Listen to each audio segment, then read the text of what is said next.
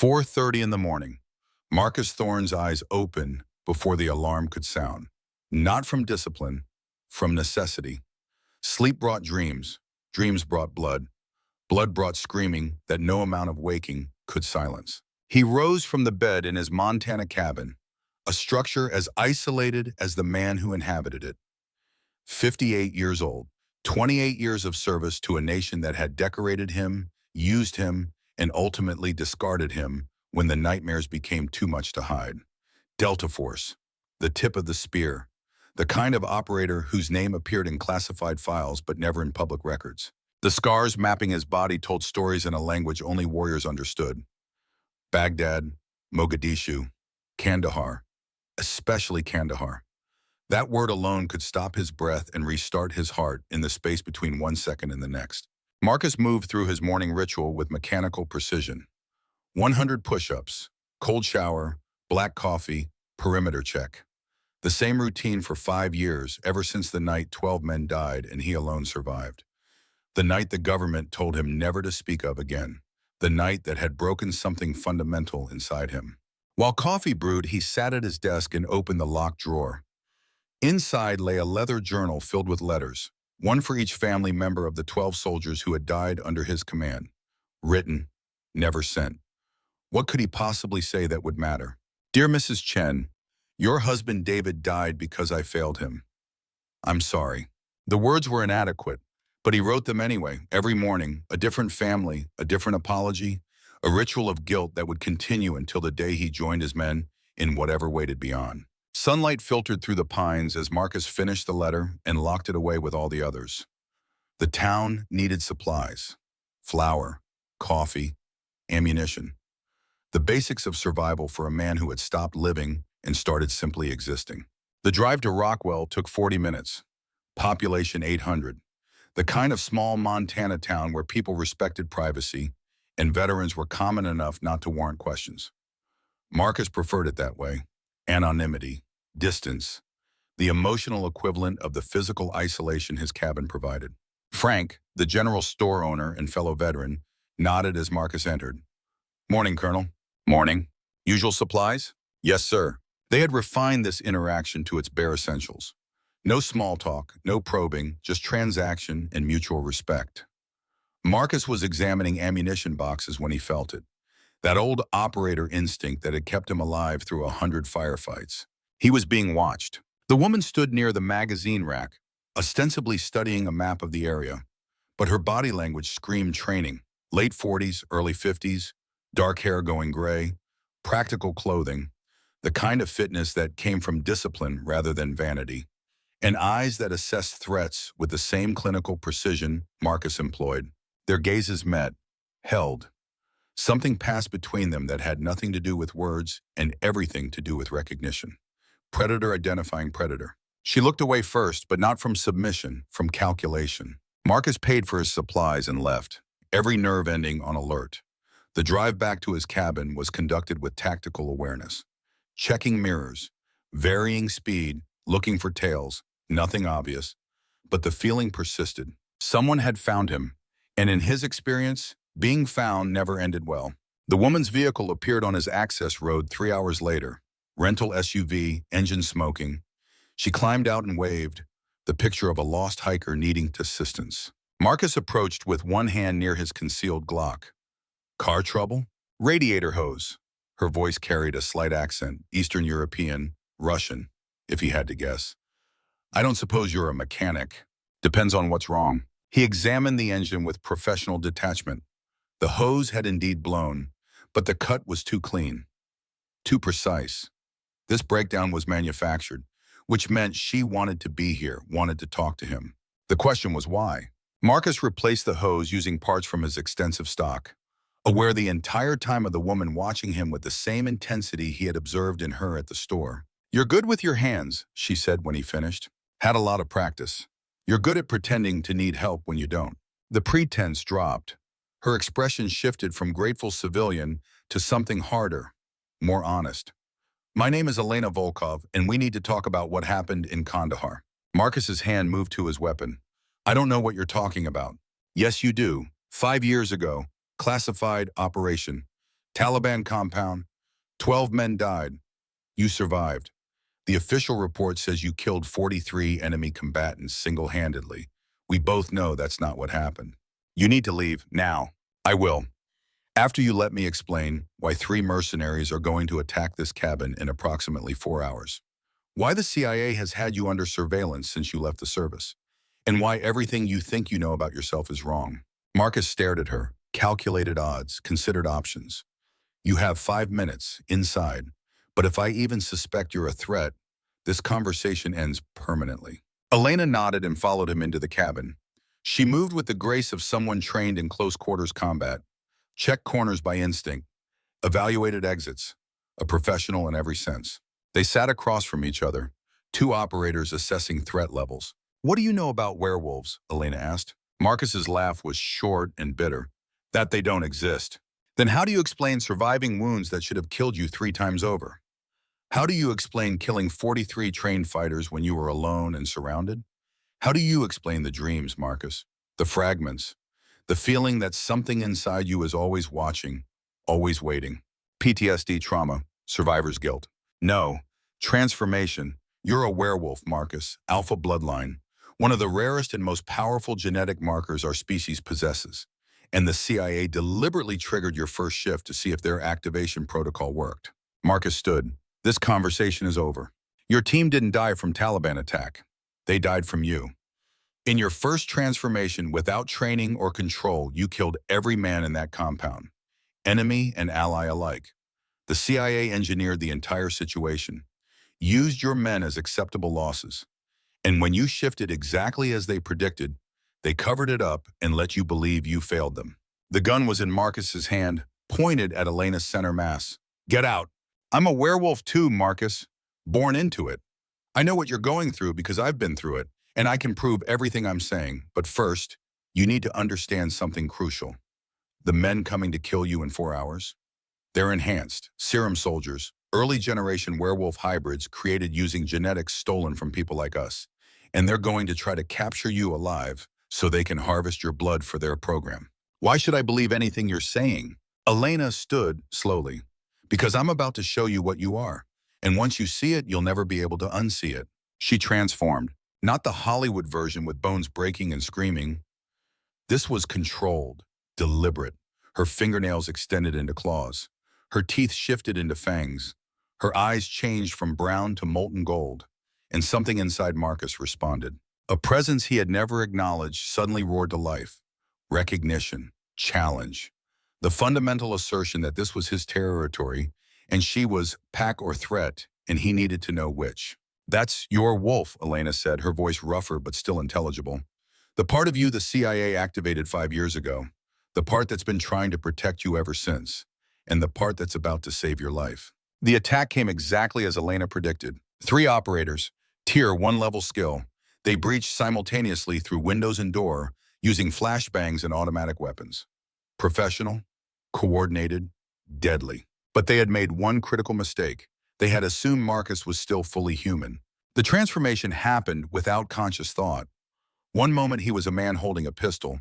The next, something else entirely. Faster, stronger, operating on instincts that came from a genetic memory older than civilization. Marcus moved through the attackers like a force of nature. No fancy technique, just overwhelming physical superiority combined with 28 years of combat experience.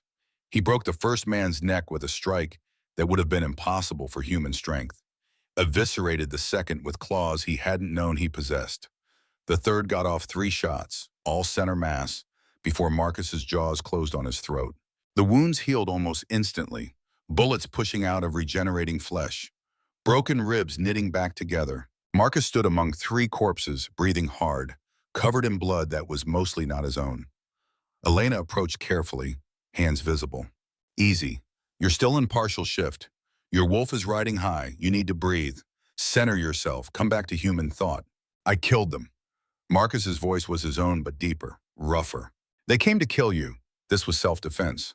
I killed my team. No, you were forced into an uncontrolled transformation, and your wolf couldn't distinguish friend from foe. That's not the same thing, and it's exactly why I'm here. To teach you control, to show you what you really are, to give you the tools to make sure it never happens again. Marcus shifted back to fully human. The process was easier this time, more natural. Who sent you?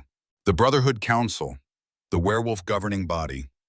We monitor alpha bloodlines. Try to guide transformations before they become catastrophic.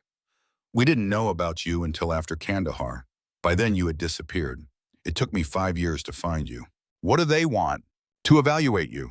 Determine if you are stable enough to live free or dangerous enough to require containment. And if I refuse evaluation, then you're declared rogue. Hunt orders issued. Every werewolf in North America authorized to end you. Marcus looked at the 3 dead operatives, at Elena, at his blood-covered hands. I don't want this. Any of this. I know. But wanting doesn't change reality. You're an alpha werewolf. That's not going away. The only question is whether you learn to control it or let it control you. A phone buzzed. Elena checked it, and her expression hardened. We need to move. Now. These 3 were advanced scouts. The main force is 30 minutes out. Where do we go? I have a safe house. Colorado. Defensible position. We can regroup there. Plan our next move. Marcus grabbed essentials. Go bag already packed. Weapons, ammunition, the journal with all his letters. They were loading Elena's repaired SUV when Marcus paused. Why should I trust you? Because I lost my pack too. 20 years ago. Chechnya. Russian military werewolves. My commanding officer ordered us to massacre a civilian village. I refused. Killed him. My own uncle. Fled to America. The council gave me asylum. I rebuilt my life. And I know what it's like to wake up covered in the blood of people you loved. You're not alone in this, Marcus. You never were. They drove through the night, headlights cutting through darkness as Montana gave way to Wyoming and then Colorado. Elena explained werewolf society while Marcus listened with the focused intensity that had made him an exceptional intelligence analyst in his Delta days. There are approximately 15,000 werewolves in North America, Elena said. Most live in packs ranging from 5 to 50 members. Each pack has an alpha who maintains order and settles disputes. Above the pack sits the Brotherhood Council, 12 elders, ancient wolves who've survived centuries. They make the laws, enforce the code, and eliminate threats to our secrecy. Centuries? Marcus repeated. How old are you? 52 in human years. But I'll live another 300 if nothing kills me first. Werewolves age slowly once we reach physical maturity. A 60-year-old wolf is considered young. Victor is actually 230 years old. He fought in wars you have never heard of. The implications staggered Marcus. He had assumed Elena was human with wolf abilities. The reality was far more alien. What does the council want with me? Control. Alpha bloodlines are rare. Maybe 1 in 10,000 wolves carries the genetic markers. Alphas are stronger, faster, more dominant. They can enforce their will on lesser wolves through sheer presence. And unchecked, they can create chaos, start wars, expose our species, so the council monitors every alpha, guides their development, and eliminates those who prove unstable, like me. You're not unstable, you're untrained, there's a difference. But the council won't care. To them, an unregistered alpha who killed 12 humans is a crisis. They'll want you contained or eliminated. Marcus processed this.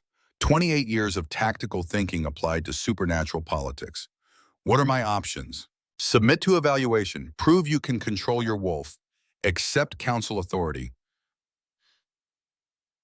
swear fealty to their laws. Then they assign you to a pack and you live under constant supervision until they're satisfied you're not a threat. Or exile, you're declared rogue, hunt orders issued. Every wolf in North America has legal authority to kill you on sight. No trial, no appeal, just execution. Third option? Elena glanced at him. Challenge. Prove you're strong enough that the council can't ignore you. Build your own power base. Force them to negotiate as equals instead of supplicant. Has anyone ever done that? 3 times in council history. Once it ended in negotiation. Twice it ended in war. Thousands dead on both sides. Marcus weighed the odds. You said something earlier about mate bonds. Elena's hands tightened on the steering wheel. Yes. Explain. Werewolves bond for life. When you meet your true mate, you know. The wolf knows. It's recognition on a genetic level. A pull so strong it overrides logic and choice. Once the bond forms, you're linked.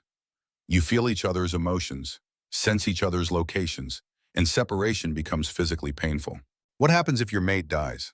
You follow within days, weeks if you're strong.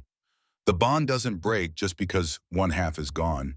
It tears, and the surviving wolf usually loses their mind or their will to live. Marcus absorbed this. That's why you've been alone. You're waiting for your mate. I thought I'd never find him. Werewolf populations are scattered. The odds of meeting your fated mate are astronomically low. Most wolves settle for pack bonds instead, companionship without the soul deep connection. But you think you've found yours. Elena pulled the vehicle to the side of the road, killed the engine, turned to face Marcus in the darkness. I know I have. I've known since the moment our eyes met in that general store. My wolf recognized you before my conscious mind processed what was happening, and every minute since has only confirmed it. The bond Marcus had been feeling intensified, not imagination, real. A thread connecting him to this woman he barely knew, but his wolf insisted was essential. I'm 58 years old, Sardi Marcus said. I have PTSD, survivor's guilt, a body count that would horrify most people.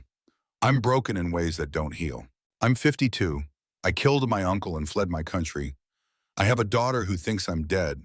I've spent 20 years alone because, I couldn't risk anyone getting close. We're both broken, Marcus. Maybe that's why we fit. Marcus felt the pull, undeniable. If we do this, if we complete the mate bond, what happens? We become each other's anchor. Our wolves merge on a fundamental level. We become stronger together than apart, and we become targets. The council prohibits unsanctioned mate bonds, especially with unregistered alphas. My father will see this as rebellion, betrayal of council law. And you're willing to risk that? Elena reached across and took his hand. The moment their skin touched, electricity arced between them. The mate bond recognizing the connection, demanding completion. I've been half alive for 20 years, Elena said, following council orders, playing it safe, hiding what I am. You make me feel whole, and I'm done apologizing for that. Marcus pulled her closer. The kiss was inevitable, necessary. The mate bond singing between them as their wolves recognized and accepted what their human sides had been dancing around. When they finally broke apart, both were breathing hard. Marcus's eyes had gone full gold. Elena's matched. We have 1 week, Marcus said. 7 days to get strong enough to survive what's coming. Train me, everything you know, because I'm not letting them separate us. Elena smiled fierce and feral. Then we better not waste time. They drove the remaining hours in charged silence. The mate bond had activated but not completed. That would require the ritual, the claiming, the absolute commitment that werewolf culture demanded. But the pull was there, growing stronger with every passing mile. The Colorado safe house appeared at dawn. Isolated ranch on 200 acres. Mountains on 3 sides. Single access road.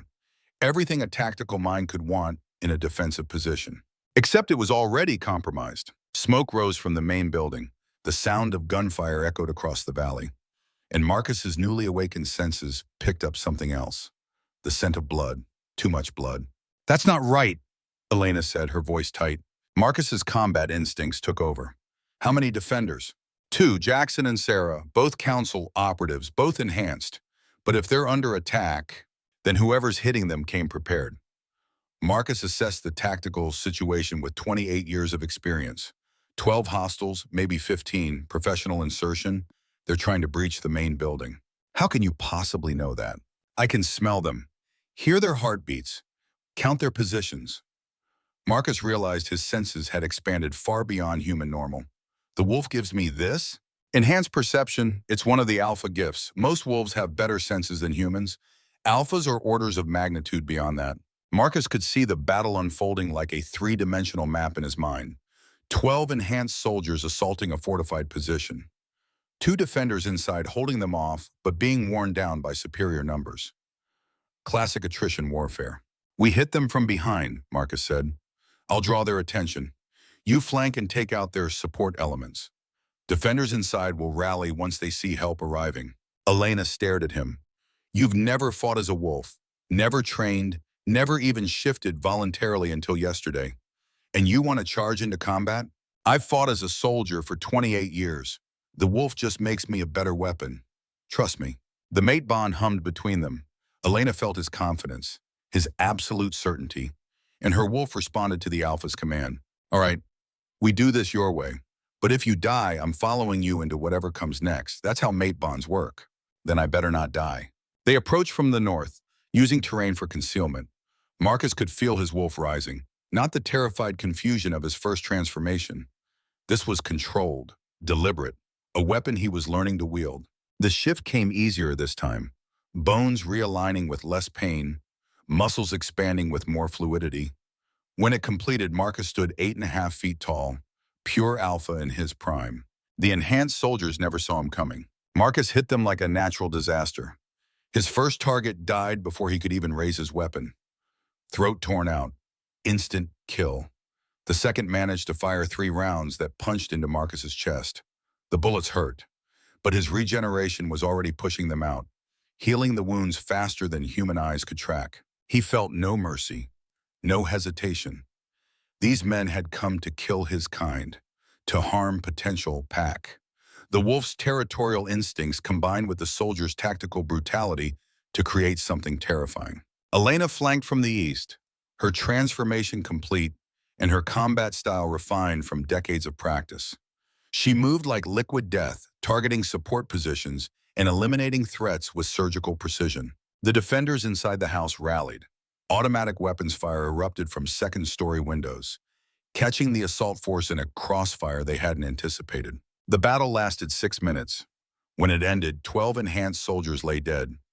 Marcus stood among the bodies, breathing hard, his wolf riding high on combat adrenaline and the satisfaction of protecting pack. A man in a wheelchair rolled out from the house, 65 years old, weathered face, southern accent thick as molasses. But the shotgun across his lap was steady and his eyes were sharp. "Elena," he said, "you brought an alpha to my doorstep. An unmated alpha, a feral alpha. Girl, have you lost your damn mind?" Jackson Rivers, meet Marcus Thorne. Marcus, this is Jax, former SEAL, Vietnam veteran, paralyzed from the waist down by Victor Constantine in an honor duel, but still one of the deadliest wolves alive. A woman appeared behind Jax, Asian features, 55 years old, missing her left arm below the elbow. Marine Scout sniper. The rifle in her remaining hand was military grade and pointed directly at Marcus's chest. Sarah Chen, Elena introduced. Fallujah, lost her arm and her husband Daniel in the same IED, transformed during recovery. She's pack enforcer for this region. Sarah didn't lower her weapon. He's alpha, unregistered. That's a council violation. We should call in the enforcers. We just saved your lives, Marcus pointed out, his voice deeper in wolf form. And now you're a problem we have to solve. No offense, but uncontrolled alphas are how wars start. I'm not uncontrolled, I'm unmated. There's a difference. Jax wheeled closer, studying Marcus with eyes that had seen too much war. You fight like Delta. I can recognize the training. Close quarters battle doctrine. Overwhelming violence of action. Your military was Delta Force, 28 years, retired 5 years ago after Kandahar. Kandahar. Jax's expression shifted. You're the activation, the experiment. Sweet Jesus, Elena, you found patient 0. He's not a patient, Elena said sharply. He's an alpha who was weaponized without consent, and he deserves a chance. Before anyone could respond, the sound of helicopter rotors filled the valley. Military-grade aircraft, coming in fast and low. That's not ours, Sarah said. The helicopter landed 200 yards from the ranch house. One man stepped out. Even from that distance, Marcus felt the dominance. The sheer presence that made his wolf want to submit and challenge simultaneously. This was power, ancient, refined, absolute. Victor Constantine, Elena's father, council executor, and the most dangerous wolf in North America. He walked forward with the confidence of someone who had never lost a fight. No weapons, none needed. Silver hair, military bearing from centuries of service, and eyes that had watched empires rise and fall. Elena Volkov, Victor said, his voice carried despite the distance. Command presence refined over 2 centuries. You were ordered to observe and report on the Apex Alpha, not recruit him, not train him, and certainly not form a mate bond with him. Elena stepped forward. How did you know? I can smell it. The bond forming. Not complete yet, but close. You're risking exile for an unregistered alpha you've known less than 48 hours. Either you're in love or you've lost your mind. Maybe both. Victor's eyes shifted to Marcus. Gold to gold, alpha to alpha. Marcus Thorne, age 58, colonel retired, Delta Force, 28 years of service, sole survivor of the Kandahar incident where 12 men died and you killed 43 combatants in a fugue state. The CIA's activation protocol succeeded beyond their expectations. You're the proof of concept for protocol blood, and the council wants you controlled or eliminated. Marcus shifted back to human form, stood his ground. I'm not interested in council control or elimination. Then you're a fool. Do you understand what you are? Apex Alpha, the genetic markers test in the 99th percentile. In the old days, wolves like you became kings, warlords, gods in the eyes of lesser wolves, the kind of power that corrupts absolutely. And you think you can refuse evaluation? I think I can refuse slavery. Call it what you want. Evaluation, supervision, control. It's all the same. You want to cage me, use me, make sure I serve council interests. I've spent 28 years serving organizations that use me as a weapon. I'm done. Victor smiled. Not friendly, predatory. Brave words from someone who just learned to shift 2 days ago. Do you really think you can challenge council authority? I think I can build something better. A pack that doesn't abandon its broken, that doesn't execute wolves for being traumatized. That actually serves instead of rules. Idealism. How refreshing and foolish. Victor's expression hardened. You have 1 week, 7 days to prove you can control your power. Train with Elena, learn our laws, master your wolf. At the end of 7 days, I return. If you can demonstrate control, the council might permit your continued existence under supervision. If you cannot, I execute you personally. And I have never failed a hunt. And if I refuse evaluation entirely, then you're declared rogue immediately. Hunt orders issued. Every wolf in North America authorized to kill you on sight. Your mate bond with my daughter becomes a death sentence for you both, because she will be exiled for choosing you over council law. And exiled wolves don't survive long. Elena stepped between them. Father, please, give him time. Give us a chance. Victor looked at his daughter. Centuries of paternal concern warring with centuries of council duty. I'm giving you 7 days. That's already more generous than council law permits. Use them wisely, because if he fails, I will not hesitate. I've killed alphas before. I'll kill him too if necessary. He turned and walked back to the helicopter, paused before boarding. One more thing, the CIA knows where you are. They've been tracking Elena since she left Montana. They'll be here within 48 hours with enough serum soldiers to level this ranch. If you want to survive the week, you'll need to relocate. I suggest somewhere the satellites can't find you. The helicopter lifted off. Silence fell over the assembled wolves. Marcus looked at Elena. Your father is terrifying. He's 230 years old. He's earned terrifying, but he also gave us a week. That means he's conflicted. Part of him wants to see you succeed. Jax wheeled his chair closer. CIA coming in 48 hours. We need to move. I know a place. Old mining operation. Montana Rockies. No road access. No satellite coverage. Perfect for training an alpha. How do we get there with no road access? Sarah asked. Helicopter. I can fly one. SEAL insertion training. And I know where we can borrow one that won't be missed. Marcus felt the pieces falling into place. A defensive position, training time, and allies who understood what it meant to be broken, but still fighting. 1 week, he said. 7 days to get strong enough to survive what's coming. Let's make them count. Elena's hand found his. The mate bond hummed between them, growing stronger with each shared moment. Then we better get started, because we're not just training you to pass evaluation. We're training you to challenge the entire system if necessary. Night was falling over the Colorado ranch. Inside, plans were being made, routes calculated, resources inventoried. 4 wolves preparing for the fight of their lives. And Marcus Thorne, newly awakened alpha, took his first conscious steps toward a destiny that would reshape werewolf society forever. Because sometimes the only way to honor the dead was to fight like hell for the living. And he finally had something worth fighting for. Marcus stood at the window of the safe house, watching darkness claim the mountains. Behind him, Jax was on encrypted comm systems contacting werewolf veterans across North America. Sarah was inventorying weapons and ammunition, the sounds of preparation for war. Elena appeared beside him, Her presence sent a pulse through the mate bond, not intrusive, natural, like breathing or heartbeat. You feel it too, she said quietly, every time we're close. Like magnetic pull. The wolf wants, Marcus paused, searching for words, wants to claim you, mark you, make sure every other wolf knows you're mine. That's the alpha instinct. Possessive, territorial, it's hardwired into your genetics. Elena moved closer. But it's not one-sided. My wolf wants the same. Wants your mark, your protection, your dominance. Marcus turned to face her. In the dim light, her eyes held flecks of gold, even in human form. This is happening fast, too fast. We barely know each other. Barely. We know enough. I know you're a soldier who carries 12 deaths you didn't cause. I know you're strong enough to survive 5 years of guilt that would have broken most wolves. I know when you fight, you protect others before yourself. And I know my wolf recognized yours from the first moment. What happens if we complete the bond? Elena took his hands. The mate ritual is simple. Exchange of blood. Declaration before witnesses. The wolves merge on a fundamental level. We become pack of two, stronger together than apart, and permanently linked. Death of one means death of both within days. That's a hell of a commitment. It's the only kind wolves make. We don't do casual, don't do temporary. When we mate, it's for life, however long that life lasts. Marcus felt the weight of it. 28 years in the military had taught him commitment, loyalty, brotherhood. But this was different.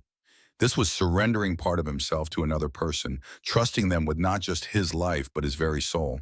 I'm 58 years old, he said. I've got more miles on me than most people twice my age. I'm broken in ways that don't heal. PTSD, survivor's guilt, nightmares that won't stop. You could do better. Elena's laugh was soft but genuine. Better?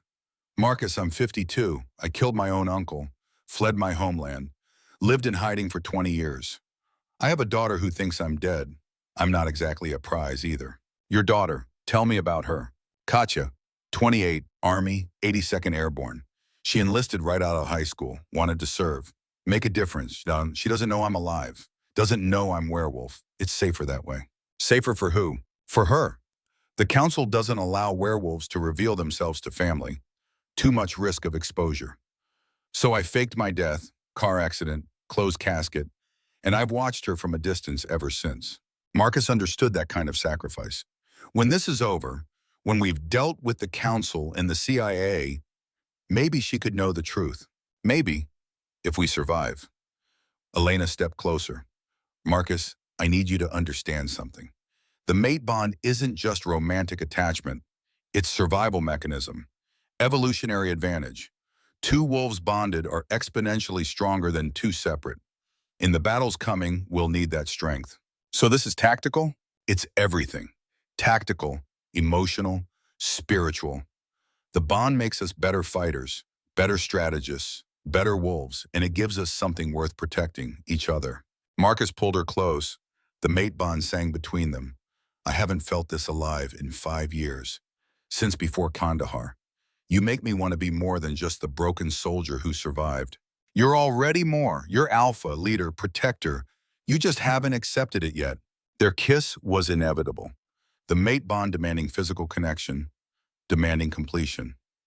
Marcus's wolf rose to the surface, recognizing its mate, claiming, possessing. When they finally broke apart, both had shifted to partial wolf form, eyes gold, claws extended. The dominance and submission dance that alpha mates performed. Tomorrow we start training, Elena said, her voice deeper. I'll teach you to control the shift, to fight as wolf, to use alpha power. By the end of the week, you'll be strong enough to challenge Victor if necessary. And the mate bond, we complete it when you're ready, when you're sure, Thorne. Because once it's done, there's no going back. We're linked until death. I'm sure now. No, you're feeling the pull, the instinct. That's not the same as choice. I won't bond with you until you've had time to think clearly, to understand what you're committing to. Marcus wanted to argue, wanted to complete the bond now and deal with consequences later. But he recognized the wisdom in her words. How long? 3 days, we train, you learn control, you understand what being alpha means. Then we decide together. Both of us clear-headed and certain. 3 days, Marcus nodded. And then we face the council, face the CIA, face whatever comes, together. Jax's voice carried from across the room. Hate to interrupt the moment, but we've got confirmation. 42 wolves across North America have responded to the call. They were willing to join up. Former military. All of them rejected by the council for various reasons. Too old, too broken, too traumatized. But everyone still knows how to fight. 42 plus the four of us, Sarah said. 46 wolves against the council and the CIA. Those are terrible odds. Only if we fight them simultaneously, Marcus said, his tactical mind engaging. We isolate targets, hit them separately, use guerrilla tactics instead of conventional warfare. The council is used to commanding from positions of strength. We make them react to us instead. Elena smiled, fierce and proud.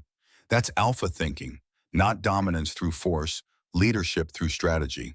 When do the other wolves arrive? Marcus asked. 72 hours, Jack said. They're coming in small groups, different routes. We're setting up at the old mining operation I mentioned. Montana Rockies, completely off-grid. Then that's our timeline. 3 days to train, build the pack, prepare for war. The planning continued late into the night. Routes, resources, contingencies. 4 wolves preparing to challenge both their government and their own species' ruling body. Near midnight, they finally broke for rest. Elena led Marcus to one of the ranch's guest rooms. We sleep here tonight. Tomorrow we move to the mining operation. Then training begins in earnest. Marcus looked at the single bed. I can take the floor. We're mates. Even unbonded, we should sleep close. It strengthens the connection, makes the training more effective. They lay together on the bed, fully clothed, carefully not touching. The mate bond hummed between them like a live wire. Tell me about your team, Elena said quietly. The 12 who died. And Marcus did. He told her about David Chen, the sniper, James Rodriguez, the medic, Michael Thompson, the communications specialist, all 12 names, all 12 stories. Elena listened without interruption. When he finished, she said, well, they were pack. That's what military units are. Pack by another name, and you were their alpha, their leader. I failed that responsibility. No, the CIA failed them. Harrigan failed them. The system that weaponized you failed them. You were used. Marcus felt something shift inside him, a weight loosening. You really believe that? I know it. I've been there. In Chechnya. I carried that guilt too. But you didn't choose to kill your team. That was done to you. Marcus pulled her closer. The mate bond settled into something warm. Thank you. For what? For making me believe I might deserve to be something other than broken. Elena kissed him gently. You were never broken. Just healing. They fell asleep wrapped in each other. The mate bond keeping nightmares at bay. For the first time in 5 years, Marcus slept through the night. And when morning came, he was ready. Ready to become the alpha his pack needed. Because sometimes the only way to honor the dead was to fight like hell for the living. The mining operation sat at 9,000 feet in the Montana Rockies. Abandoned for 40 years. No roads, no power lines, no satellite coverage. The perfect place to forge an alpha and build a pack that would challenge the established order. Marcus stood outside the main building as the helicopter touched down, bringing the first wave of werewolf veterans. 3 wolves climbed out, all older than 50, all carrying themselves with the bearing of soldiers who had seen too much but refused to quit. The first was Jackson Morrison, called Hawk, 72 years old, former Army Ranger, Korea, the Chosin Reservoir. One of the bloodiest battles in American military history. He had survived temperatures that killed thousands in a Chinese army that came in human waves. You're the alpha, Hawk said, studying Marcus with eyes that had assessed threats for 5 decades. The one Elena found, the Kandahar activation. That's right. Good. Been waiting 50 years for an alpha worth following. The council's too busy playing politics to remember what we're supposed to be. Warriors, protectors, not bureaucrats hiding in shadows. The second wolf was Maria Santos, 65, former Air Force combat controller, 3 tours in Iraq, Silver Star for valor. She had called in airstrikes danger close while under fire, saved an entire company of Marines at the cost of nearly getting killed herself. Elena says you want to challenge the council, Maria said. That's either brave or stupid. Haven't decided which. Maybe both, Marcus admitted. But the council's policies abandon wolves who need help, veterans who served and came back broken. I won't accept that. Maria smiled. Then you're my kind of alpha. The third was Michael Chen, 58, Sarah's cousin, former Marine Force recon, Sarah had been searching for him for years after he disappeared following Daniel's death. When Michael heard Sarah was alive and part of a new pack, he had dropped everything to join. Family, Michael said simply. That's what pack means. The council forgot that. You remember it. That's worth fighting for. Over the next 72 hours, 42 more wolves arrived, ages ranging from 52 to 94. Veterans of every American war since Korea. Some had been rejected by the council for being too old, too damaged, too traumatized. Others had left voluntarily, disgusted by council politics and the way younger wolves were taught to value bloodlines over character. All of them gathered in the mining operations main hall on the third night. 46 wolves, one alpha, and a decision that would reshape werewolf society. Marcus stood before them, Elena at his side. The mate bond had grown stronger over 3 days of training, not yet complete, but close. So close that every wolf in the room could feel the connection between them. I'm not going to lie to you, Marcus began. The council wants me dead or controlled. The CIA wants to harvest my blood for their serum program. We're outnumbered, outgunned, and by any rational assessment, we're going to lose. Hawk grinned. If we wanted rational, we'd have stayed home. But we have advantages they don't expect. We're all veterans. We know tactics, strategy, how to fight when the odds are impossible. And we have something else, something the council forgot and the CIA never understood. What's that? Maria asked. We choose to be here. Every wolf in this room volunteered. No one forced you. No one ordered you. You came because you believe in something worth fighting for. That makes us stronger than any pack bound by fear or obligation. Marcus felt his alpha power rising. Not dominance, not force, but the absolute certainty that came from leading people who believed in the mission. The council rules through tradition, through bloodlines and ancient laws.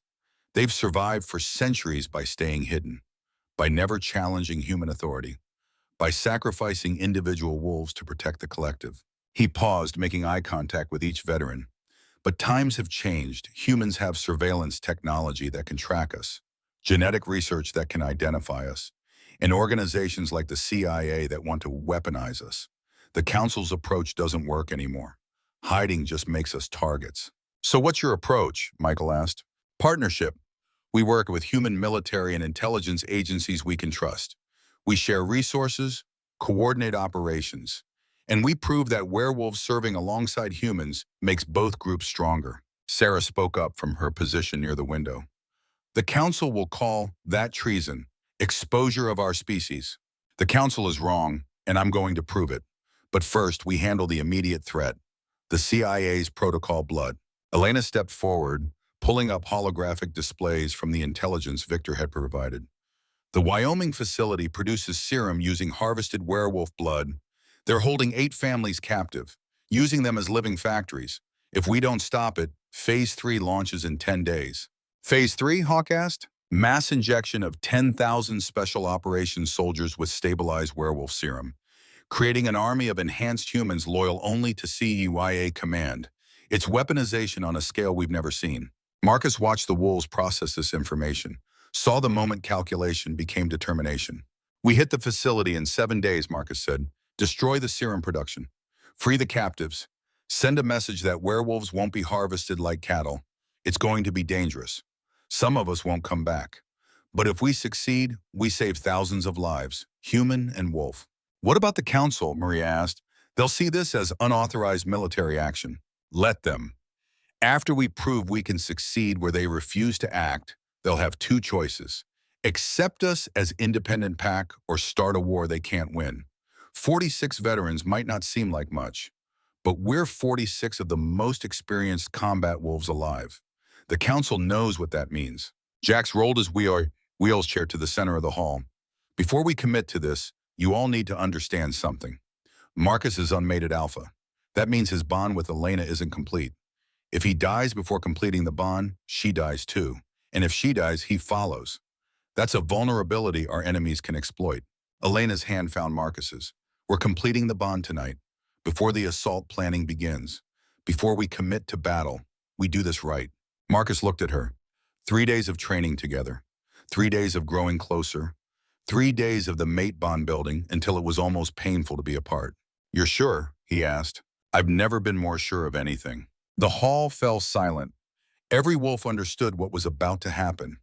The mate bond ritual was sacred, private, but Marcus was alpha, and alpha bonds were witnessed by pack. It made the connection stronger, more permanent. Victor appeared at the hall entrance. Marcus tensed, wolf rising to challenge the threat. Peace, Victor said, hands visible. I'm not here to fight. I'm here to witness. The mate bond of an alpha is pack business. Even if I disapprove, tradition demands I attend. You don't approve? Elena asked her father. I think you're rushing into something that will get you both killed. But I also recognize that bond when I see it. You've chosen each other. The wolf has spoken. My opinion is irrelevant. Victor entered the hall, moving to stand with the assembled pack. 230 years old, council executor. And for this moment, simply a father watching his daughter commit to her mate. Elena turned to face the assembled wolves. I am Elena Volkov, daughter of Victor Constantine, former GRU major, exile from Russian packs, and I claim Marcus Thorne as my mate before pack and council. Marcus felt the ritual words activate something primal in his wolf. This was it, the point of no return. I am Marcus Thorne, Alpha, former Delta Force, and I accept Elena Volkov as my mate. Bond witnessed, bond sealed. Elena extended her hand, shifted her claws, drew blood from her palm. Marcus did the same. They pressed bloodied palms together, and the bond ignited. Not metaphorical, physical. A connection that snapped into place with the force of a lightning strike. Marcus could feel Elena's emotions, her thoughts, her wolf merging with his own. Two becoming one. The assembled pack howled. Traditional acknowledgement. Even Victor added his voice, the ancient sound carrying power and approval despite his reservations. When the howling faded, Marcus and Elena stood together. Mated, bonded, permanently linked. Now we're pack of two, Elena said, stronger together than apart. Marcus felt the difference immediately. His alpha power had magnified. The connection to his pack had deepened. He could sense each wolf in the room, feel their loyalty, their readiness. This was what it meant to be alpha. Not ruling through fear, but connecting through bond, leading through trust. All right, Marcus said, his voice carrying the weight of alpha command. We have 7 days. Time to build the most dangerous pack the council has ever seen. The training began immediately. Marcus applied every tactical lesson learned in 28 years of Delta Force operations. But Elena and the veteran wolves added werewolf combat techniques refined over centuries. They trained in human form and wolf form, learned to shift mid-combat, practiced pack tactics where multiple wolves moved as coordinated unit. Sarah taught long-range engagement. Jax taught explosives and sabotage. Maria taught close air support coordination. And Marcus taught them what Delta had taught him, violence of action, overwhelming force at decisive points. Never give the enemy time to react or recover. By day 4, the pack was operating like a well-oiled special operations unit. Veterans who had forgotten what it meant to have purpose suddenly remembered why they had served in the first place. On day 5, Thomas Ghost Walker arrived. Marcus recognized him immediately. 62 years old, former Delta. They had served together on different deployments. Ghost was supposed to be dead, killed in Iraq 8 years ago. But Ghost wasn't dead. He was deep cover inside protocol blood. I've been waiting for this, Ghost said when Marcus confronted him, waiting for someone to care enough to fight. I have intelligence, access, everything you need to hit that facility and make it count. Why didn't you contact me before? Marcus asked. Because you were broken, hiding in Montana, drowning in guilt. You weren't ready to lead, but Elena found you, woke up the alpha. Now you're ready. Ghost provided detailed schematics of the Wyoming facility, guard rotations, security systems, serum storage locations, and one critical piece of information. The facility commander was Colonel David Harrigan, Marcus's former CO, the man who had sent him into Kandahar, who had activated his transformation, who had killed 12 men to prove a theory. Harrigan's enhanced himself, Ghost said, used concentrated serum made from your blood. He thinks he's alpha now, thinks he's created the perfect soldier. Marcus felt his wolf snarl. He's wrong, and I'm going to prove it. The assault plan came together over the next 2 days. 3-pronged attack. Sarah's sniper teams would provide overwatch and create distractions. Victor agreed to lead a perimeter force, cutting off reinforcements. And Marcus would lead the primary assault team directly into the facility's underground levels. 46 wolves against 200 serum soldiers and hardened defenses. The night before the assault, Marcus stood with Elena on the mountain ridge overlooking the mining operation. The mate bond hummed between them, constant, comforting. "I can feel your fear," Elena said, "through the bond. Not fear of dying, fear of losing you. The bond means if I die, you follow. That's not fair to you." "That's exactly fair. We're mates. We don't do this alone. We face everything together. Life, death, whatever comes." Marcus pulled her close. "I've spent 5 years feeling guilty about surviving, about being alive when my team died. You changed that, made me want to live, want to fight, want to build something better. You did that yourself. I just showed you what was already there. After this is over, after we've dealt with the CIA and the Council, what do we do?" Elena smiled. "We build our pack, help wolf veterans integrate back into life, create the support network the Council never provided, maybe even bring Katya into it. Let her know her mother is alive." "You'd risk that?" "With you as my mate, I'd risk anything, because together we're stronger than any threat." They kissed under the stars, two wolves who had found each other against impossible odds. And when dawn came, they were ready. The pack assembled for final briefing. Marcus stood before them, alpha power radiating. "Listen up. This is the most important mission any of us will ever run. We're not just saving 8 families. We're proving that werewolf veterans still matter, still serve, still fight for something bigger than ourselves." He looked at each wolf. "Some of us won't come back. That's the reality of combat. But those who fall will die knowing their sacrifice protected innocent lives, protected the future, protected pack. The CIA thinks we're monsters to be controlled. The Council thinks we're broken tools to be discarded. We're going to prove them both wrong. We're warriors, we're pack, and we're about to remind the world why that matters." Hawk stood. "For the pack." 45 voices echoed, "For the pack." The helicopters lifted off as the sun rose. 4 aircraft carrying 46 warriors into battle. Marcus sat in the lead bird, Elena beside him, the mate bond singing between them. Through the bond, he could feel every member of his pack, their determination, their fear, their absolute loyalty. This was what it meant to be alpha, to carry their hopes and lead them into hell. Sarah's voice crackled over the radio. 10 minutes to insertion. Weather's clear. No air traffic detected. Marcus checked his weapons. Glock. Spare magazines. Combat knife. But his real weapons were the claws and teeth he could deploy in seconds. The alpha strength that let him tear through steel. The regeneration that made him nearly impossible to kill. "You ready?" Elena asked. "I was born ready. Just took me 58 years to figure that out." The Wyoming facility appeared on the horizon. Massive, heavily defended, exactly as Ghost had described. And somewhere inside, Colonel Harrigan waited. The man who had destroyed Marcus's life, who had weaponized him without consent, who thought he could play God with werewolf genetics. Marcus smiled, alpha power rising. "Let's go hunting." The assault began. Sarah's snipers opened fire, taking out guard towers and creating chaos. Victor's perimeter team engaged reinforcements, preventing escape or support. And Marcus's assault force hit the main facility like a hammer. The underground levels were a maze of corridors and laboratories. Enhanced soldiers waited in prepared defensive positions. But they weren't ready for 46 werewolf veterans who fought with the tactical precision of special operations and the savage efficiency of apex predators. Marcus led from the front, wolf form deployed, tearing through defenses. Behind him, his pack followed, coordinated, lethal. Everything the Council said broken wolves couldn't be. They cleared the first level in 8 minutes, found the holding cells on the second level. 8 families, 26 werewolves total, all weak from months of captivity, all alive. "Get them out," Marcus ordered.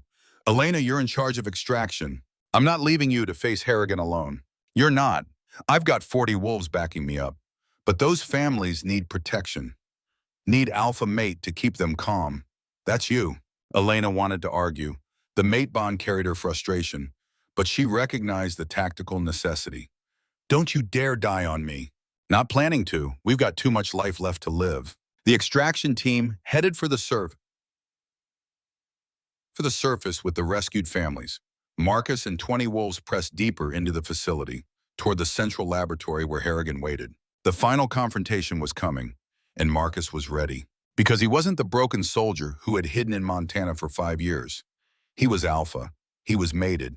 He was pack leader. And he was done letting monsters like Harrigan define what werewolves could be. The laboratory doors opened, and Marcus Thorne walked through them to face the demon from his past. Time to end this. The training evolved over the following days into something Marcus had never experienced in Delta Force.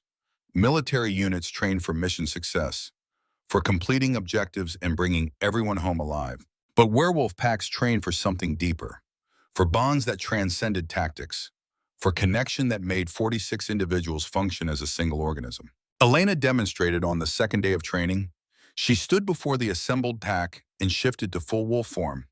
Then she howled, not a random sound, a call that resonated on frequencies Marcus's wolf recognized instinctively. Every wolf in the clearing felt it, the pack bond activating, linking them together through shared alpha connection. That's how we fight, Elena explained after shifting back. Not as individuals, as pack. When one wolf is threatened, all wolves respond. When one wolf attacks, all wolves support. The bond lets us coordinate without words, without signals, just instinct and connection. Marcus felt his alpha power engaging. He could sense each pack member now. Hawk's steady determination, Maria's tactical precision, Sarah's protective fury, Michael's quiet competence, 46 distinct personalities and all connected through him. Show me how to use this, Marcus said.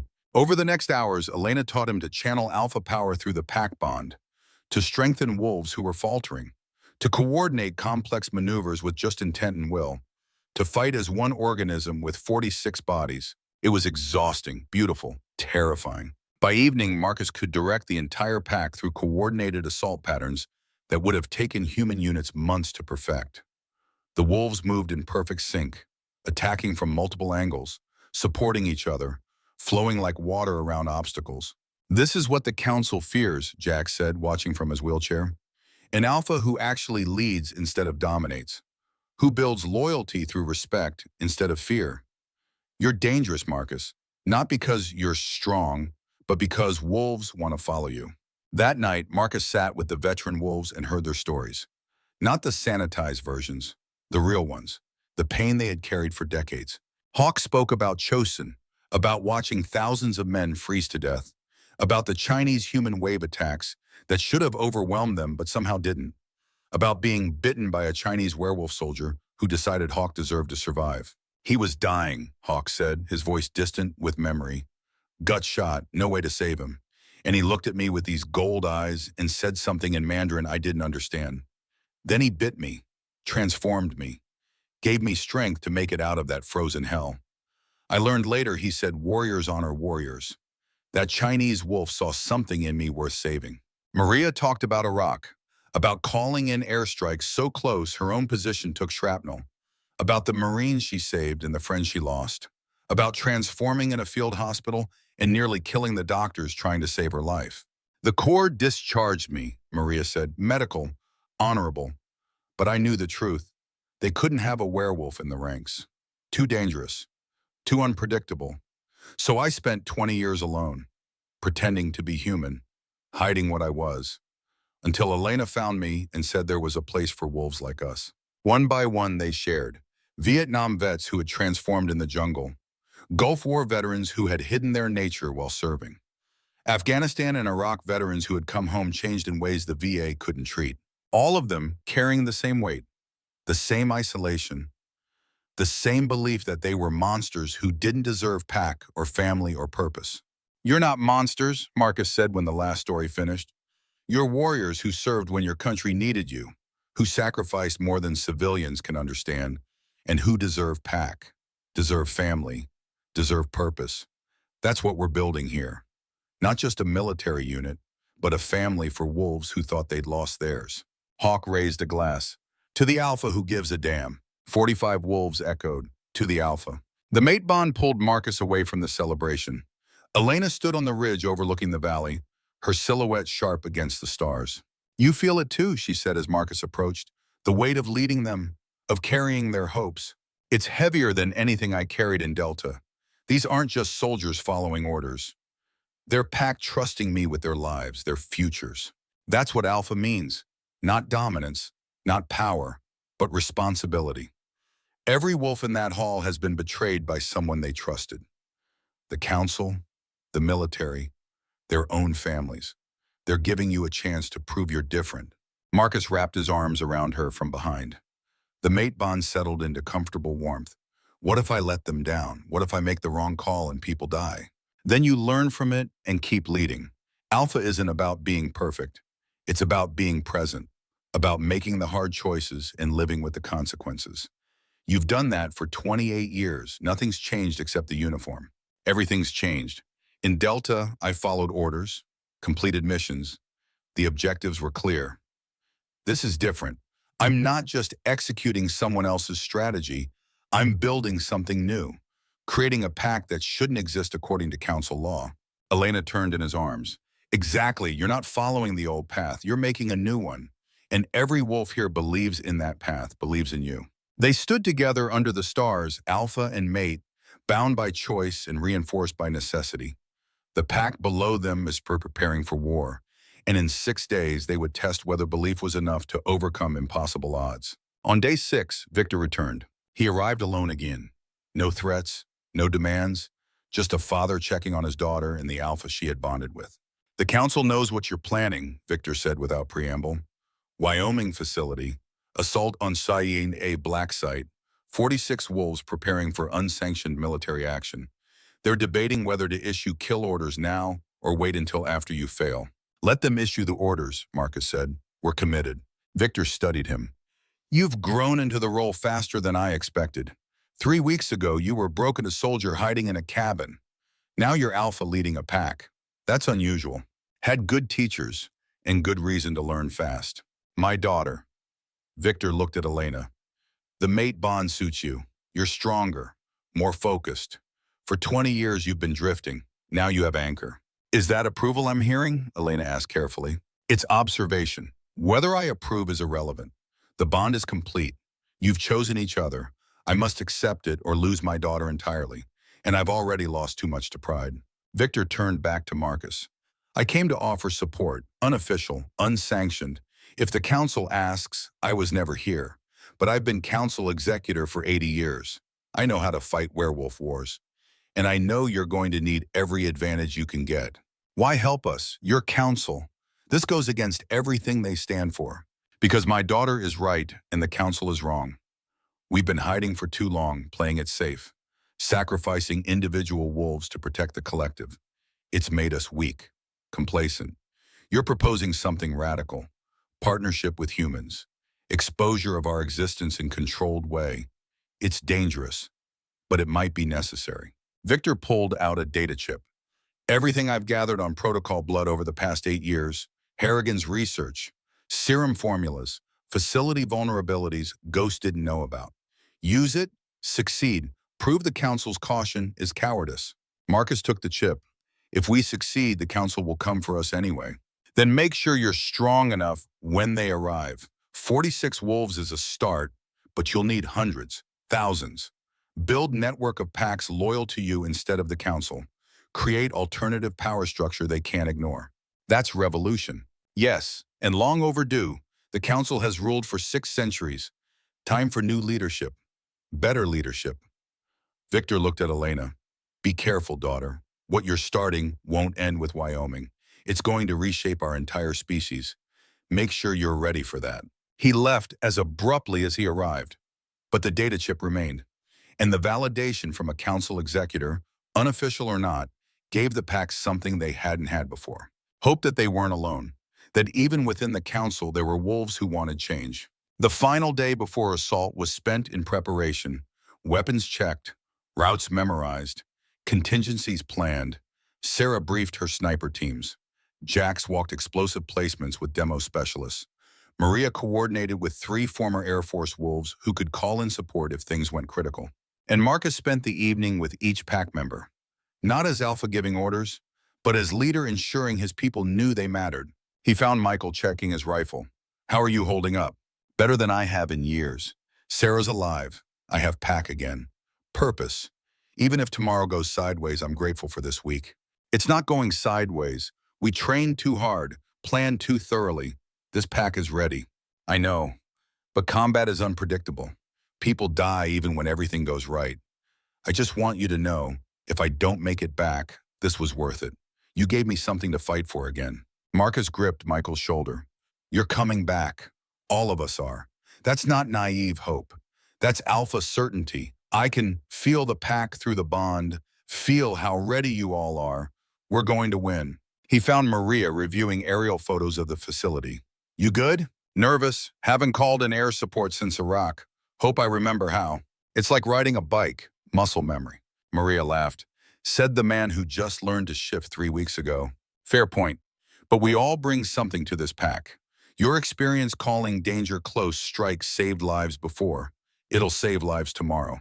What about you? You ready to face the man who destroyed your life? Marcus thought about Harrigan, about Kandahar, about 5 years of guilt and isolation. More than ready, he thinks he understands what alpha means because he injected serum. But alpha isn't about genetics or enhancement. It's about earning loyalty, protecting pack, serving instead of ruling. He'll learn that difference tomorrow. He found Hawk sharpening a combat knife with the focused precision of someone who had done it 10,000 times. You think we'll win tomorrow? Hawk asked without looking up. Yes. Why? Because we're fighting for something worth dying for. Because we trust each other. Because we're pack.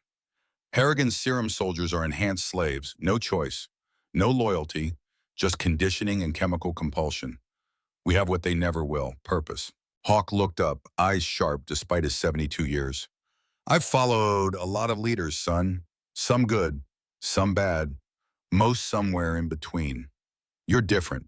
You actually care about the wolves under your command, not as weapons, as people. That's rare. They deserve that. All of you do. The council forgot. The military used you. I won't make those mistakes. See that you don't, because if you do, I'll be the first one to tell you. Marcus smiled. I'm counting on it. Finally, he returned to Elena. She was in their shared quarters, cleaning weapons with mechanical efficiency. Tomorrow we fight, she said. Are you scared? Terrified, not of dying, of failing, of letting down wolves who trust me. Elena set aside her weapon and pulled Marcus close. You won't fail, I know, because I can feel you through the bond. Feel your commitment, your strength, your absolute determination to protect pack. That's what makes you alpha, not power, but heart. What if I'm not enough? What if my best isn't good enough?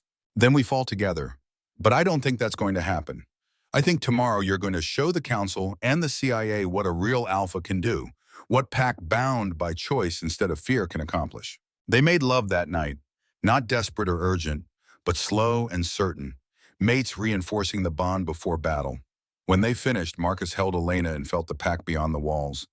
46 wolves preparing for war, 46 souls trusting him to lead them through hell. I love you, Marcus said. First time he had spoken the words aloud. I love you too, now and forever, through life and death. That's what mate means. They slept wrapped together, and when dawn came, they were ready. The pack assembled in the pre-dawn darkness. Combat gear, weapons, determination written on every face. Marcus stood before them, alpha power radiating. Today we prove that broken doesn't mean useless, that age doesn't mean irrelevant, that pack chosen freely is stronger than any hierarchy imposed by fear or tradition. We're veterans, we're werewolves, we're pack, and we're about to remind the world why that matters. 46 voices howled their readiness. The sound carried across the mountains. Primal, powerful. The kind of howl that said predators were hunting and prey should hide. The helicopters lifted off into the dawn, and Marcus Thorne led his pack to war. The flight to Wyoming took 3 hours. Marcus used the time to reinforce pack bonds. Through his alpha connection, he touched each wolf's mind, not invading privacy, just presence, letting them know their alpha was with them. He felt Hawk's steady calm. 72 years of combat had taught the old ranger that fear was useless. Control was everything. He felt Maria's tactical focus. She was running calculations. Wind speed, temperature, altitude, everything that would affect her air support calls. He felt Sarah's protective fury. She had lost her husband, lost her arm, but she had found purpose again. And she would protect that purpose with everything she had. He felt Michael's quiet determination. Family had brought him to the pack. Loyalty would keep him fighting. And he felt Elena, his mate, his anchor. Her presence in his mind was constant warmth, absolute trust, unshakable faith that together they could accomplish the impossible. You're checking on everyone, Elena said through the bond. Private communication only mates could share. Making sure they're ready. They're ready. They've been ready. You need to trust them the way they trust you. I do trust them. I just don't want anyone dying because I missed something. Marcus, you're a brilliant tactician. You've planned this operation down to the second. The pack is trained, equipped, motivated. At some point, you have to let go and trust the mission. She was right. Marcus knew it. But letting go meant accepting he couldn't control every variable, couldn't guarantee everyone survived. As Alpha, carrying that responsibility was harder than any burden he had carried in Delta Force. Ghost's voice crackled over the encrypted radio. 30 minutes to insertion. Security patrols are exactly where I predicted. Guard shift change in 22 minutes. That's your window. Copy, Marcus responded. All teams final weapons check. The helicopters descended toward their insertion points. Sarah's sniper teams would deploy on ridgelines 2,000 yards from the facility. Victor's perimeter force would establish blocking positions, and Marcus's assault team would breach the underground levels. 46 wolves against 200 enhanced soldiers and fortified defenses.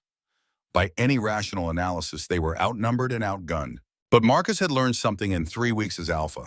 Numbers didn't matter as much as commitment, and his pack was absolutely committed. The helicopter flared for landing. Marcus and his 20 wolves fast roped out, hitting the ground running. They moved through the Wyoming Badlands using terrain for concealment.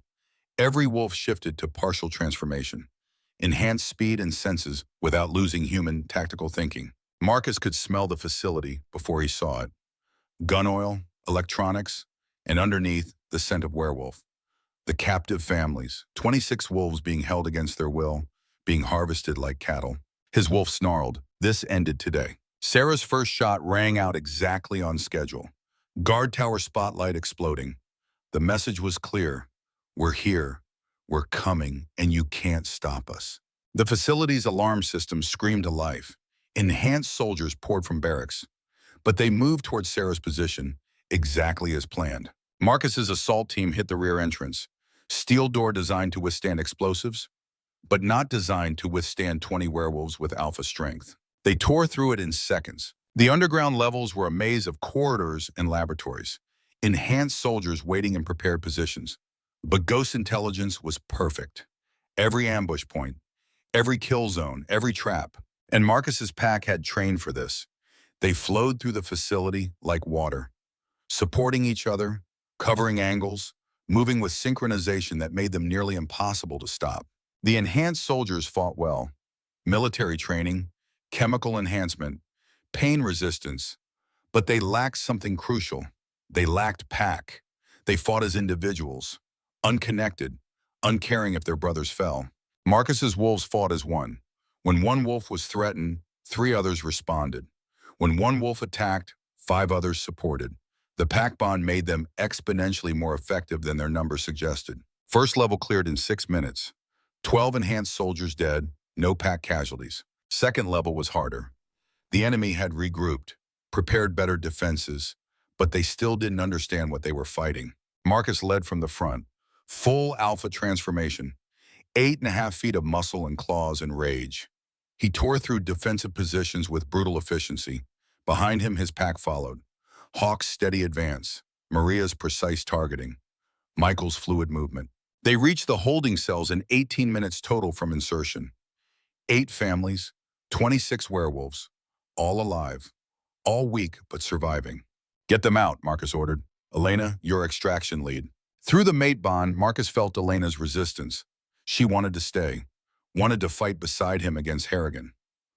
But she understood pack came first. "Don't die on me," Elena said aloud. "Not planning to." Marcus gripped her hand. The mate bond pulsed between them. "Go. Protect them. I'll handle Harrigan." Elena led 15 wolves and the rescued families toward the surface. Marcus and the remaining 20 pressed deeper into the facility, toward the central laboratory, toward Harrigan, toward the confrontation that had been building for 5 years. The corridor ahead opened into a massive space, 3 stories tall, filled with equipment, and in the center, Colonel David Harrigan waited. Marcus shifted to full human form. This conversation needed words. "Hello, Marcus," Harrigan said. He looked younger than 65. The serum had enhanced him, made him stronger, faster. "I've been expecting you, though I admit I'm impressed. 3 weeks from activation to leading a pack. You've exceeded even my projections. You used me, used my team, killed 12 men to prove your theory worked. They were acceptable losses, necessary casualties to advance scientific understanding. And it worked, didn't it? You're living proof that werewolf genetics can be activated in adult humans, that we can create soldiers with supernatural abilities. They weren't soldiers, they were experiments, lab rats you sacrificed for ambition. Harrigan smiled. Still carrying that guilt? Still writing those pathetic letters you never send? Marcus, when are you going to understand? Those men died for progress, for advancement. Their sacrifice gave humanity access to powers we've only dreamed of. They died because you played dumb. And I'm here to end that game. With what? 20 wolves? I have 50 serum soldiers in this room alone. Enhanced, loyal, programmed to follow my orders without question or hesitation. Marcus felt his pack through the bond, felt their readiness, their absolute trust in him. Your soldiers are slaves, enhanced bodies with broken wills. My pack chose to be here, chose to fight. That makes us stronger than anything you've created. Harrigan laughed. Prove it. The laboratory erupted in violence. 50 enhanced soldiers versus 20 werewolf veterans. Impossible odds. Except Marcus's pack had something Harrigan's soldiers never would. Pack bond. They fought as single organism, coordinated perfectly, supporting without words, flowing around each other like water. And Marcus fought at the center of it all. Alpha power channeling through pack bonds, strengthening wolves who faltered, coordinating attacks through pure intent, leading not by dominance but by connection. Harrigan watched the battle turn against him with growing disbelief. His enhanced soldiers were superior to individual wolves, but they couldn't match pack unity, couldn't compete with loyalty earned instead of programmed. Within minutes, 30 soldiers were down, then 40, then all 50. 20 wolves remained standing, bloodied, wounded, but alive and victorious. Harrigan stared at the carnage. Impossible. The serum should have made them unstoppable. You can't program pack, Marcus said. Can't manufacture loyalty. Can't fake brotherhood. That's why you'll always lose. Because you see wolves as weapons instead of warriors. Harrigan's expression shifted. Rage replacing calculation. Then I'll just have to kill you myself. He injected himself with concentrated serum. His transformation was wrong, forced. Harrigan's body convulsed as chemicals fought genetics. When it completed, he stood 10 feet tall, grotesque, powerful, but fundamentally wrong. I used your blood to create this, Harrigan said, his voice distorted. Your alpha genetics, your power. I am everything you could be if you embraced what you are. Marcus shifted to full wolf form. You're nothing, just another tyrant who thinks power equals worth. Let me show you what real alpha looks like. They clashed in the center of the laboratory. Harrigan was stronger. The concentrated serum had given him raw power beyond anything natural werewolves possessed. But Marcus was alpha, earned through choice, proven through leadership, and backed by pack bonds that made him stronger than any individual could be. Through the bonds, Marcus felt his pack supporting him. Hawk's steady strength, Maria's tactical precision, Sarah's protective fury, Michael's quiet competence. And beyond them, Elena, his mate, his anchor, her power flowing through the bond and into him. This was alpha, not solitary strength, but pack power channeled through worthy leader. Marcus matched Harrigan blow for blow, then surpassed him, because Harrigan fought alone, and Marcus fought for pack. The final strike tore through Harrigan's defenses. Marcus's claws opened the enhanced soldier's throat. Not mercy, justice. Harrigan collapsed, his transformation already reversing as the serum failed. He looked up at Marcus with dying eyes. How? I had the power. Power isn't enough. You needed purpose. You needed pack. You needed to be worthy of what you tried to take. Marcus shifted to human form. My team died because of you. This is for them. Harrigan's eyes went empty. The monster who had started it all was dead.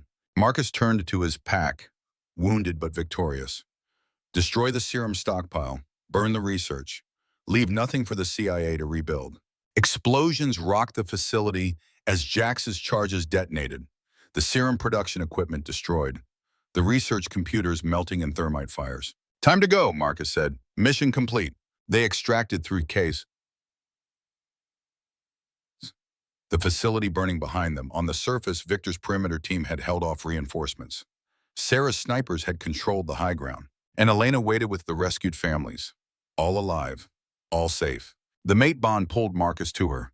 They embraced among the ruins of Protocol Blood. "It's done," Marcus said. "Just beginning," Elena corrected. "The council will respond. This changes everything. Then we'll be ready, together." The pack assembled for extraction. 46 wolves who had gone to war, 44 who came back. 2 had fallen, but they had fallen protecting pack, died for purpose.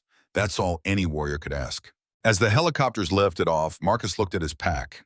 Battle-tested, proven, ready for whatever came next. Because they were pack, and pack endured. 3 days after Wyoming, the council came. Not with armies, not with threats, but with Victor, Constantine, and 11 other council members. Ancient wolves who had ruled werewolf society for centuries. They arrived at the mining operation in Montana where Marcus's pack had regrouped after the assault. Marcus stood before them as alpha, Elena beside him as mate, 44 surviving wolves arranged behind them as pack. They were bloodied, exhausted but unbroken. The council elders studied them with eyes that had seen empires rise and fall. The eldest, a woman named Astrid, who claimed to have walked with Vikings, spoke first.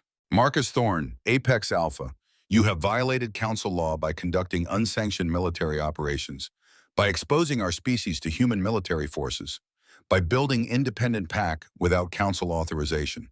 These crimes demand exile or execution." Marcus met her gaze without flinching.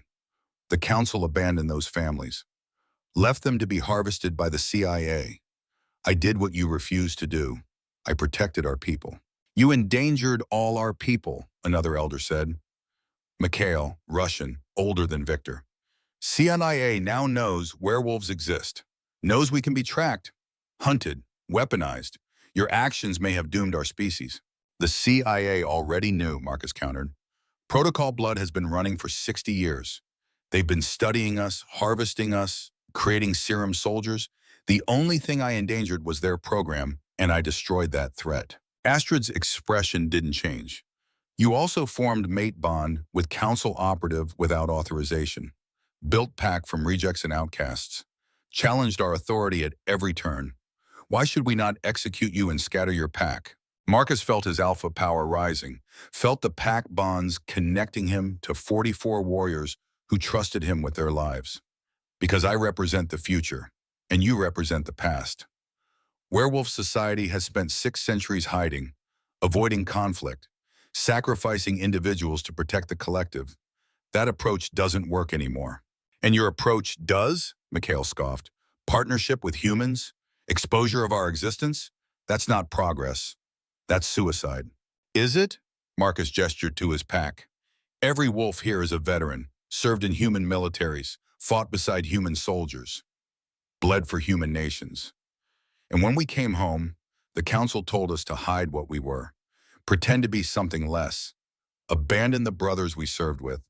That's suicide, slow, painful, isolation until we forget why we're alive." Elena stepped off forward.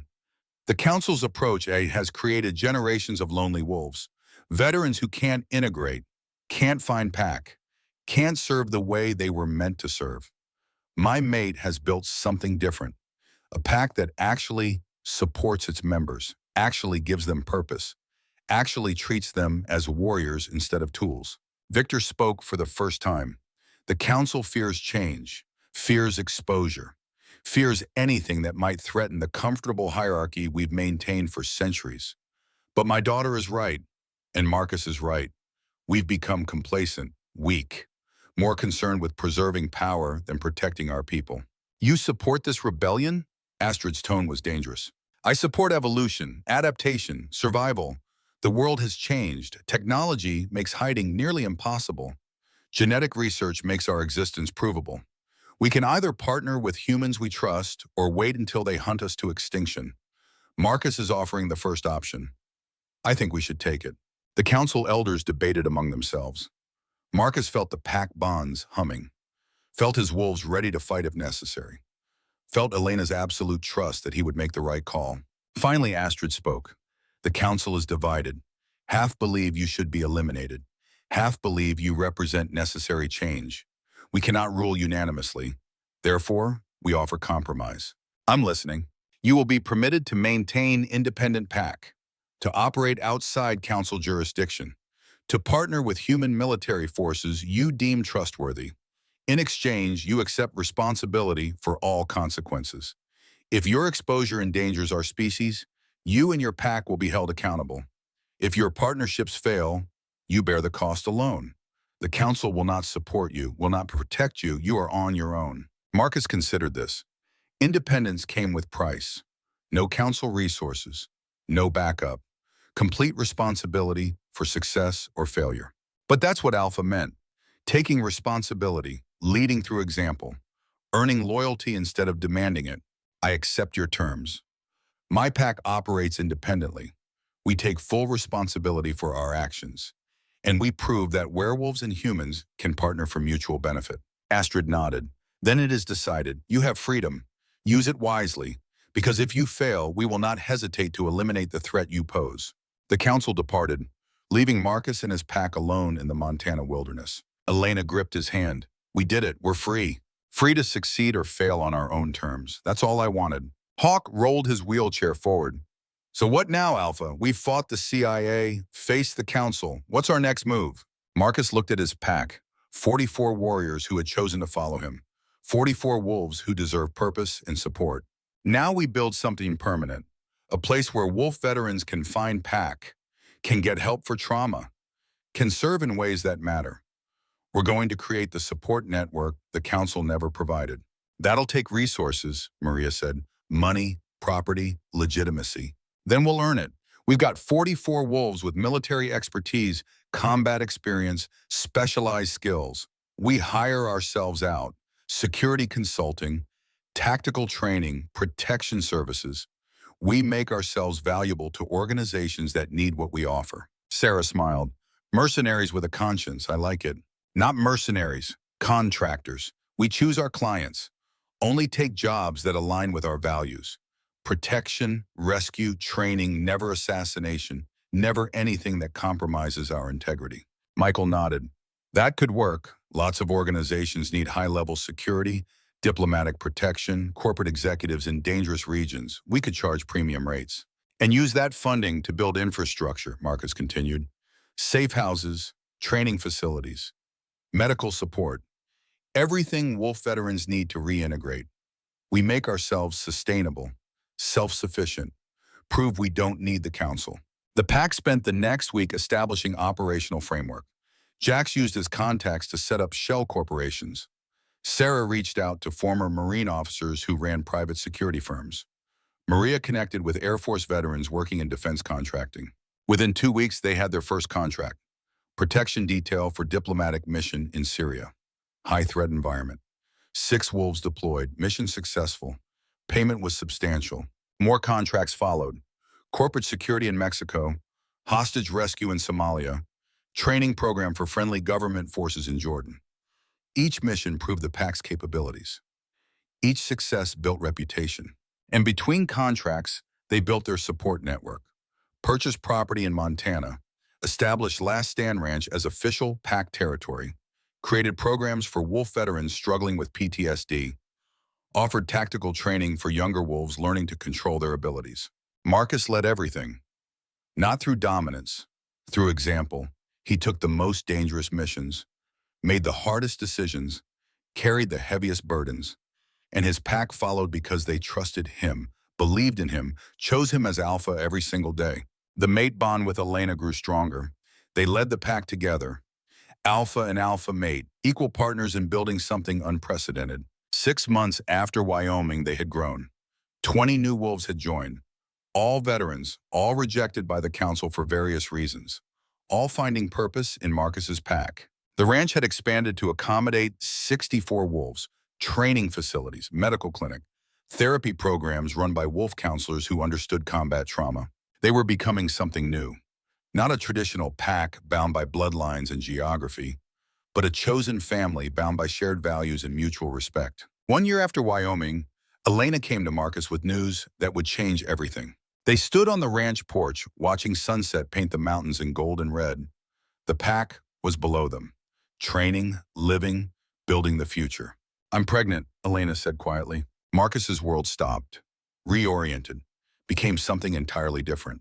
How? I thought werewolf pregnancies were rare, especially after age 40. Mate bonds increase fertility. The connection between alpha and alpha mate is powerful enough to override normal biological limitations. We're going to have a child, Marcus. He pulled her close, the mate bond pulsing with shared emotion. Joy, fear, hope. A child. Our child. Half alpha genetics from you. Werewolf bloodline from me. This baby is going to be powerful. The council will want to monitor, possibly control. They can want all they like. Our child, our pack, our rules. Elena smiled, spoken like true alpha. What do we tell the pack? The truth, that their alpha and alpha mate are starting a family, that the pack is growing, that we're building legacy worth protecting. They gathered the pack that evening. 64 wolves assembled in the main hall. Marcus stood before them with Elena beside him. Family grows stronger when it includes next generation, Marcus began. Elena and I are having a child, the firstborn of this pack, and we're going to raise them with same values we built here. Service, honor, pack above self. The wolves howled their approval, traditional acknowledgement of new life. Even the youngest wolves understood significance. This wasn't just pregnancy, this was validation. Proof that pack could grow, could thrive, could build future instead of just surviving present. Hawk raised his glass. To the alpha's heir, may they grow strong and lead with wisdom. 64 voices echoed. To the heir. The pregnancy progressed smoothly. Elena continued light duty through second trimester. By third trimester, she stepped back from field operations entirely. The pack adjusted, protected their alpha mate with fierce devotion.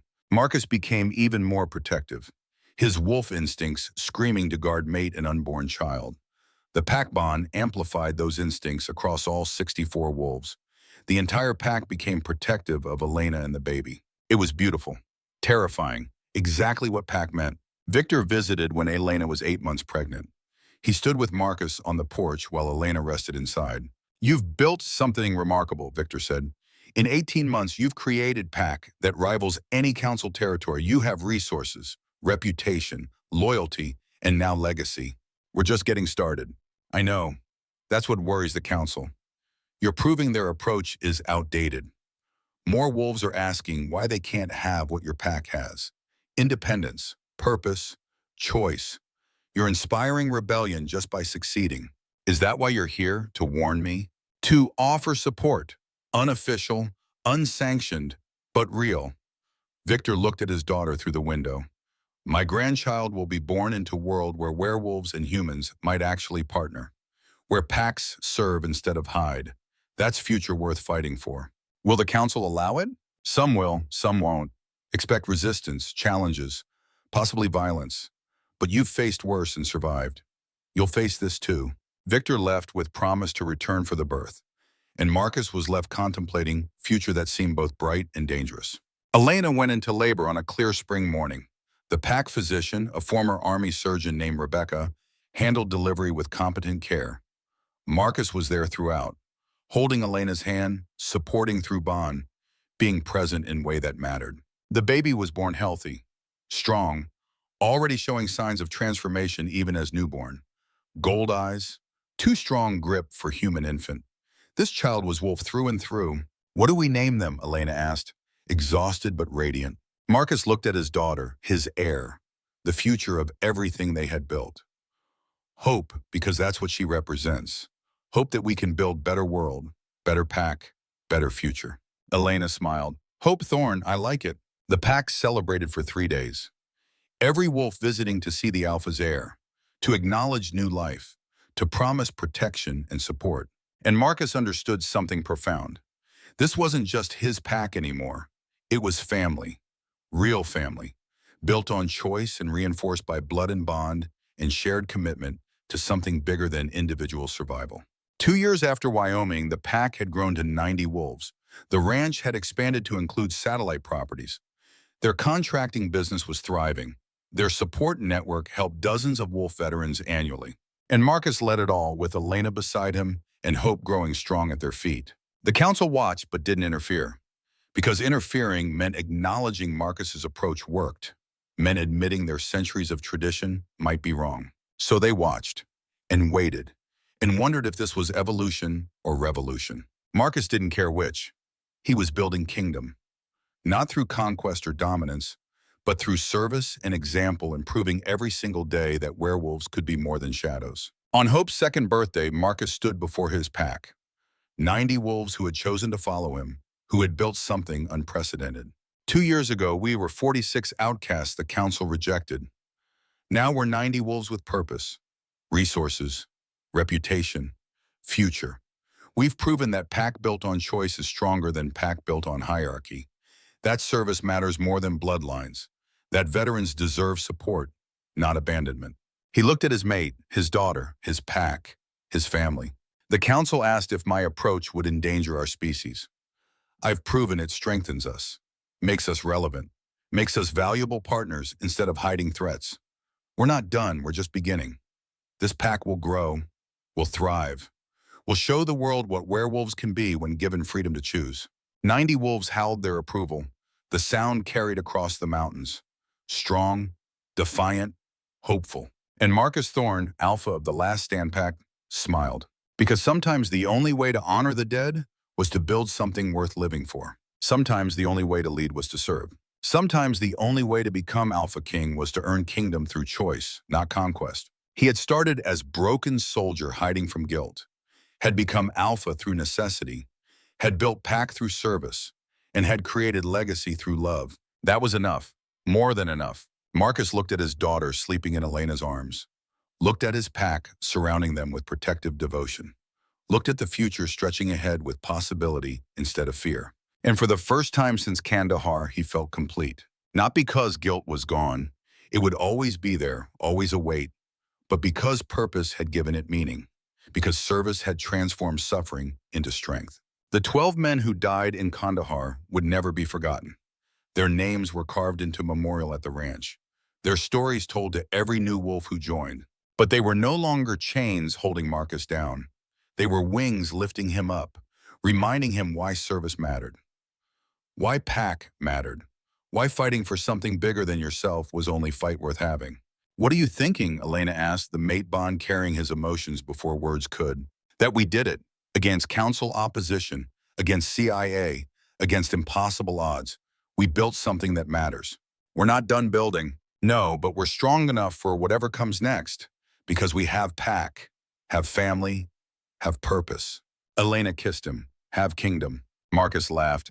"I'm not king, just Alpha trying his best. You're my king, Hope's king, this pack's king, whether you admit it or not. You've built kingdom through service. That makes you worthiest kind of ruler." He pulled his family close. Wife, daughter, the two most important people in his life. And beyond them, 90 wolves who chose him every day. This was Alpha. This was pack. This was kingdom earned through blood and bond and absolute commitment to something greater than power. Marcus Thorne had spent 58 years learning to be soldier, 3 years learning to be wolf. But standing here with his family and his pack, he finally learned what he was always meant to be. Alpha, king, father, mate, leader. Not through dominance, but through service. Not through conquest, but through choice. Not through power, but through love. And that made all the difference. The months following Hope's birth brought changes Marcus hadn't anticipated. The pack dynamics shifted subtly but profoundly. Wolves who had joined for purpose and mission now stayed for family, for belonging, for the knowledge that pack meant more than just fighting together. Sarah found herself training younger wolves in combat techniques. Her missing arm had become teaching tool rather than limitation. She showed new arrivals that disability didn't mean incapacity, that adaptation was strength, not weakness. "You work with what you have," Sarah told a young wolf who had lost his leg in Afghanistan. "The wolf side heals physical wounds, but not everything. Sometimes you have to rebuild yourself. Sometimes broken pieces fit together in new ways that make you stronger than you were before." The young wolf, Thomas, had joined the pack 3 months ago, 28 years old, Marine Scout sniper like Sarah had been. IED had taken his leg below the knee. The transformation had tried to regenerate it, but genetics and trauma created something different. A partial regeneration that left him mobile but not whole. "I used to be the best shot in my battalion," Thomas said. Now I can barely hold position long enough to take the shot. So we rebuild your technique, adapt your stance, use your wolf senses to compensate. You're not the shooter you were. You're going to be better. Sarah's transformation of her own disability into teaching methodology became model for entire pack's approach to trauma. They didn't pretend wounds didn't exist, didn't ignore pain, but they showed how wounds could become wisdom when properly integrated. Michael found purpose in a different way. He started support group for wolves who had lost family members to combat. Every Thursday evening, 15 to 20 wolves gathered to share stories, to acknowledge loss, to support each other through grief that never fully ended. Marcus attended whenever he could, not as alpha giving orders, but as pack member who understood loss intimately. 12 men died under my command, Marcus shared one evening. For 5 years, I carried that guilt alone. Wrote letters I never sent, punished myself for surviving. The guilt never goes away completely, but pack helps carry the weight, makes it bearable. A wolf named David spoke next. Former Army Ranger, had lost his entire squad in Fallujah. I thought I was the only one. Thought no one else could understand what it's like to be the only survivor. Coming here, hearing all of you, it helps, knowing I'm not alone. That's what pack means, Michael said. Shared burden, shared healing. No wolf carries their trauma alone anymore. The support group became cornerstone of pack life. Proof that strength wasn't just about combat capability, it was about emotional resilience, about building community that supported whole wolf, not just the warrior.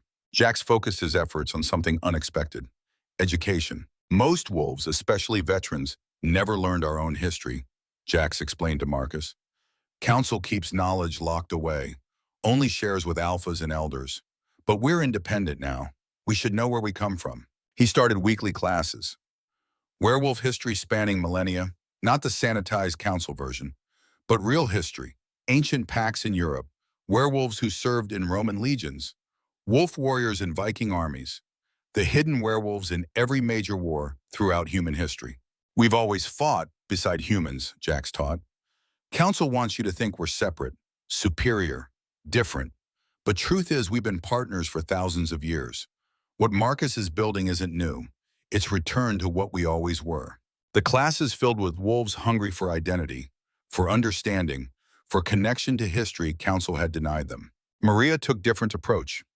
She reached out to human veteran organizations, carefully, subtly, building bridges between wolf and human communities. We can't reveal ourselves yet, Maria explained to Marcus, but we can partner on veteran support programs, mental health services, job placement, reintegration assistance. Humans see us as just another veterans organization. We see it as laying groundwork for eventual exposure. The partnerships proved valuable. Human veteran groups had resources, infrastructure, government connections. Wolf veterans brought unique perspectives on trauma and healing.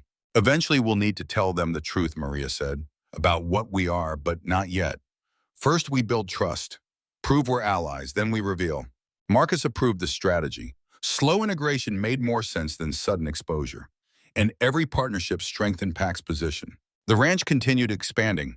By Hope's first birthday, they had acquired 3 additional properties: training facility in Colorado, safe house in Arizona, medical clinic in Oregon.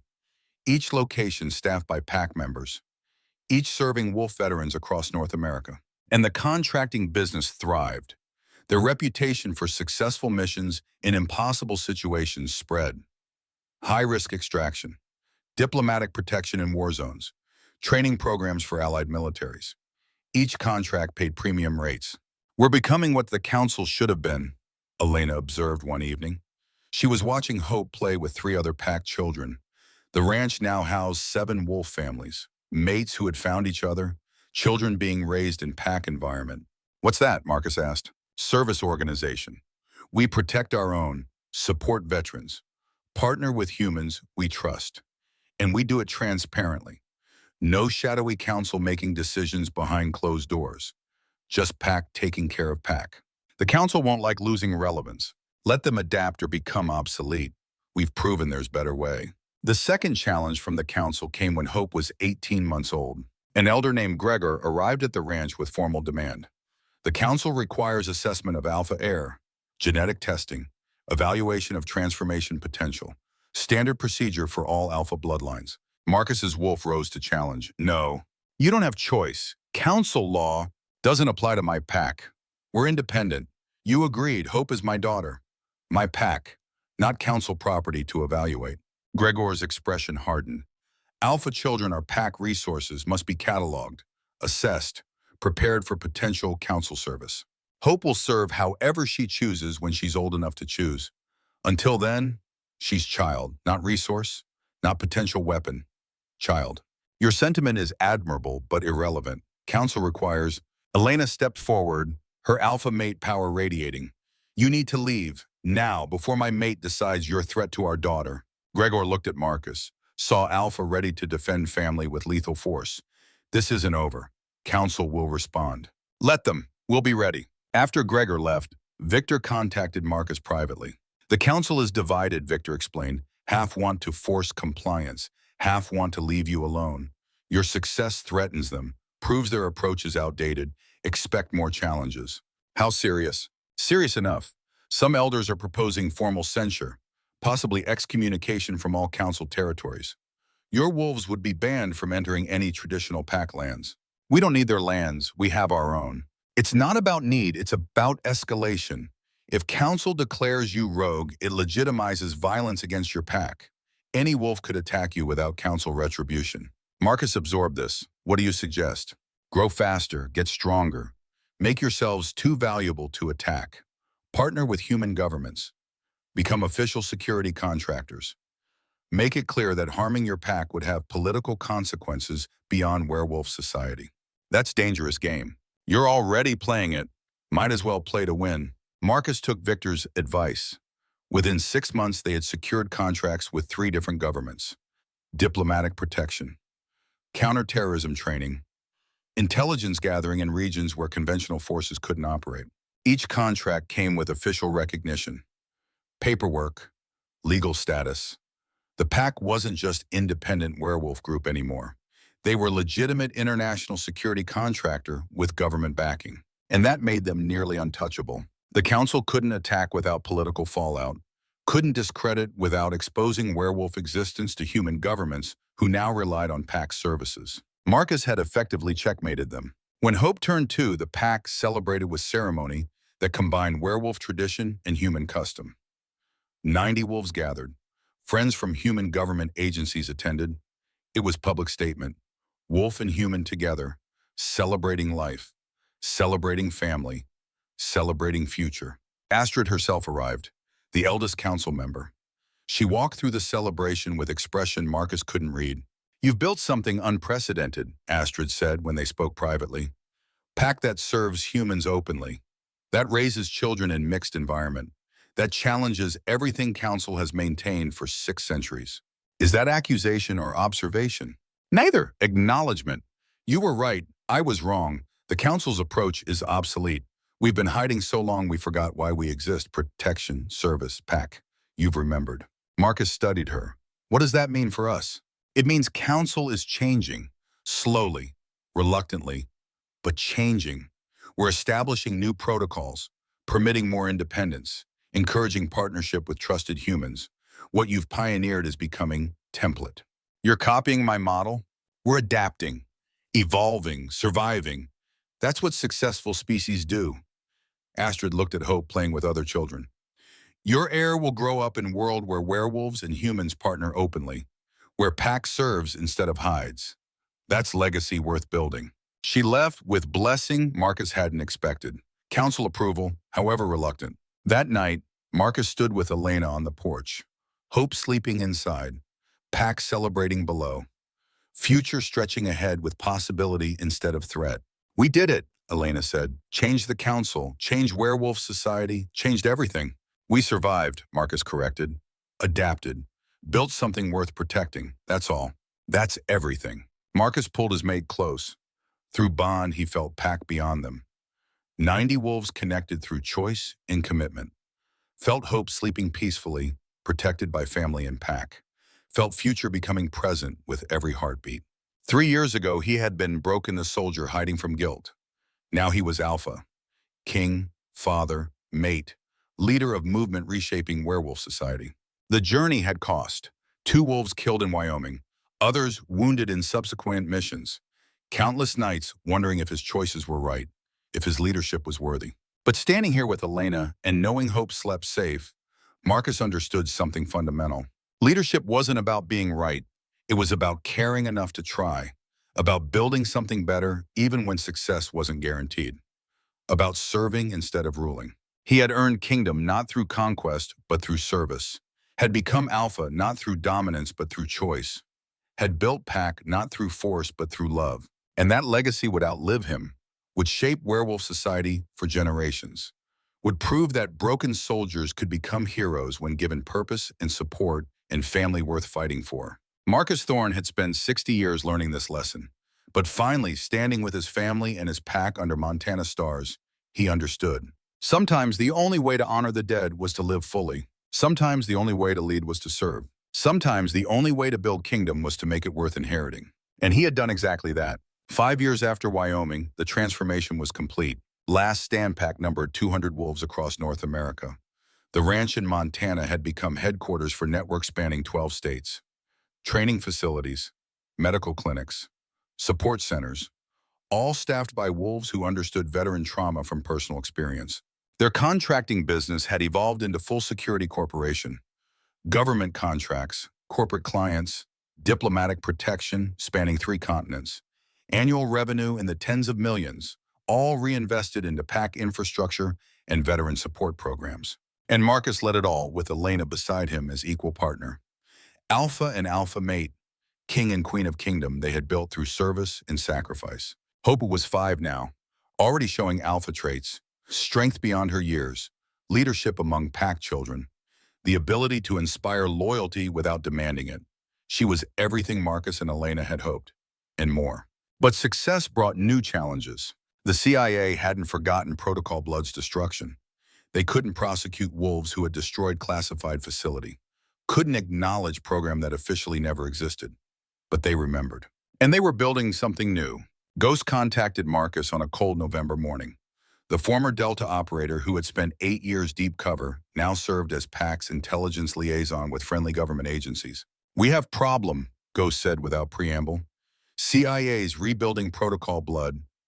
New facility, better security, different approach. They're not harvesting wolves anymore, they're recruiting them." Marcus felt his alpha power surge. "Explain." "They're targeting young wolves, teenagers, early 20s, offering enhanced training, support, purpose, everything the council doesn't provide.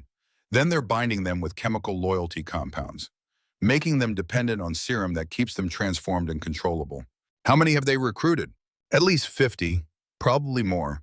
They're building enhanced pack, alpha werewolf leading them, former Marine, guy named Preston, council reject who decided CIA's offer was better than isolation." Elena had been listening. "Chemical loyalty compounds, that's not transformation, that's slavery." "Exactly. But these wolves don't see it that way. They see organization that values them, gives them purpose, treats them like assets instead of outcasts." Marcus understood the threat immediately. "They're building counter to us, proving that government control works better than PAC independence. If they succeed, council will use it as justification to shut us down. Say we're too dangerous, too unreliable." "What's our move?" Sarah asked. She had been promoted to PAC second, Marcus's right hand in tactical operations. "We find these recruited wolves, show them the truth, offer them real choice, real PAC, without chemical slavery. That's rescue operation targeting CIA facility," Ghost said. "High risk, international incident if it goes wrong. You'd be attacking your own government. I'd be rescuing wolves being enslaved. That's what PAC does." The planning took 3 weeks. Ghost provided intelligence. Sarah planned tactical approach. Jax coordinated logistics. Maria arranged political cover through their government contacts. And Marcus prepared his PAC for mission that could end everything they had built. The new Protocol Blood facility was in Nevada, underground like Wyoming, but better defended, designed specifically to counter werewolf assault. Marcus couldn't take full PAC. Too risky, too obvious. He selected 20 wolves. Smallest force that could succeed, most experienced operators, veterans who had proven themselves in dozens of previous missions. Elena stayed at the ranch, alpha mate protecting home and hope. The separation hurt, mate bonds strained over distance, but necessary. "Come back to us," Elena said the night before mission. Through bond, Marcus felt her fear, her faith, her absolute belief that he would succeed. Always. We're mated for life. Death can't separate us. Distance won't either.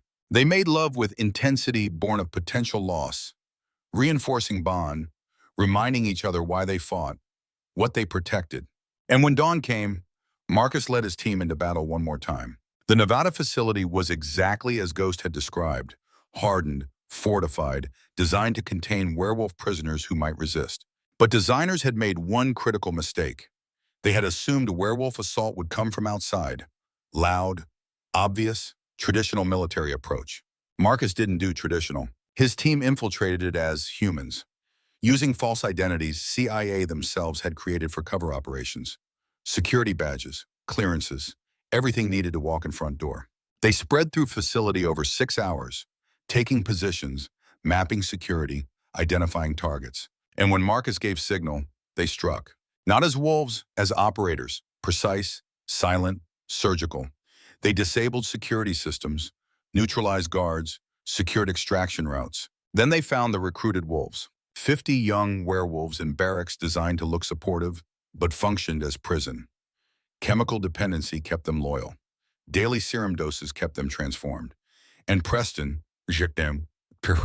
their alpha, kept them believing this was better than alternative. Marcus confronted Preston in the facility's command center. Both alphas, both military trained, but fundamentally different.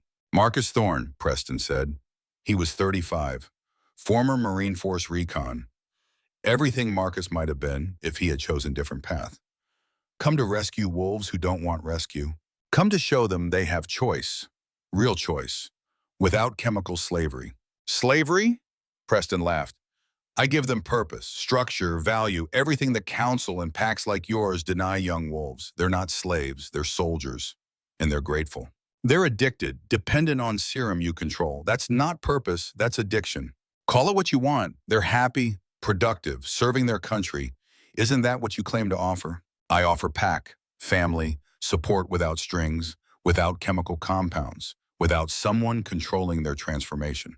Your pack is built on sentiment. Mine is built on results. We complete missions the government won't acknowledge. We serve without question. We're what protocol blood was always meant to create." Marcus felt his alpha power rising. "You're what Harrigan tried to build. Enhanced soldiers without free will. I killed him for it. I'll do same to you if necessary." Preston shifted to partial wolf form. "You're welcome to try." The fight was inevitable. Two alphas, two philosophies. Only one could walk away. They clashed with brutal efficiency. Preston was younger, faster, enhanced by serum that made him stronger than natural werewolf. But Marcus was pack alpha, connected to 20 wolves through bonds that made him exponentially more powerful than individual strength suggested. He channeled pack power, drew from Sarah's tactical precision, from Hawk's steady determination, from Michael's quiet competence, from every wolf who had chosen to follow him. And he overwhelmed Preston through sheer force of pack unity. The fight lasted 3 minutes. When it ended, Preston was down, wounded but alive. "Your wolves," Marcus said, breathing hard. "They have choice now. Come with us or stay. But I'm cutting off serum supply. No more chemical dependency. No more slavery." He moved through facility, destroying serum stockpiles. 50 young wolves watched their source of transformation burn. "What happens to us now?" one asked. Girl named Lisa, 22, Army, werewolf since 17. "You choose, come with us. Join Real Pack. Get support that isn't dependent on chemistry. Or stay. Try to rebuild without serum. Either way, you're free." 47 wolves chose to leave. 3 stayed with Preston, loyal despite everything.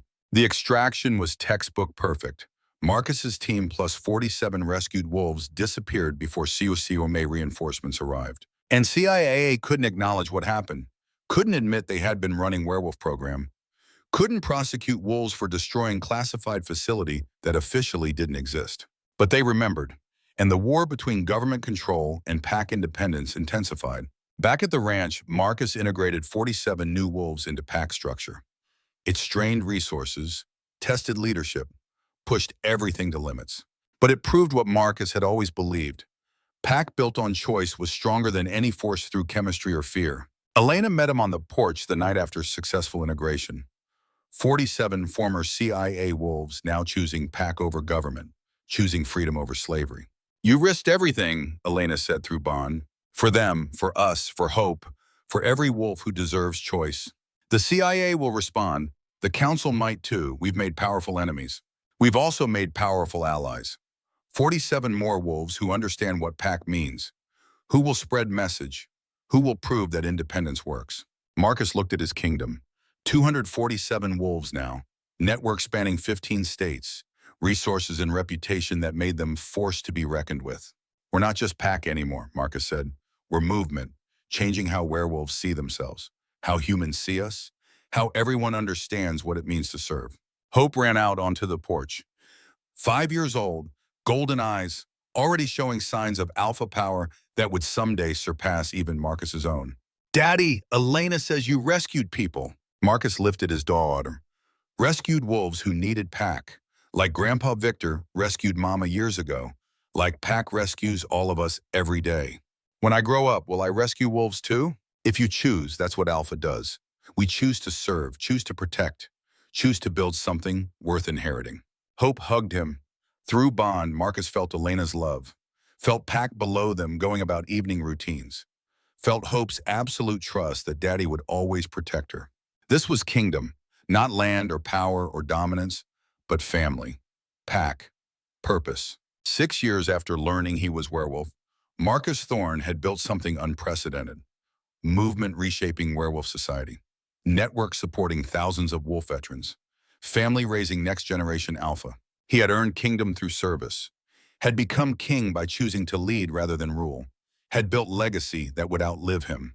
The council had acknowledged it. CIA had tested it. Human governments had partnered with it. And through it all, Marcus had remained true to one fundamental principle. Pack above self, service above power, choice above compulsion. That was alpha. That was king. That was legacy worth building. Marcus held his daughter and his mate and looked at his pack and understood something profound. Sometimes the only way to honor the dead was to live fully. Sometimes the only way to lead was to serve completely. Sometimes the only way to build kingdom was to make it worth inheriting. He had done exactly that, and the story was just beginning. Because kingdoms built on choice and service didn't end with one generation. They grew, they evolved, they became movements that changed the world. And Marcus Thorne, Alpha King of the Last Stand Pack, was building exactly that kind of kingdom. One choice at a time, one wolf at a time, one day at a time, forever.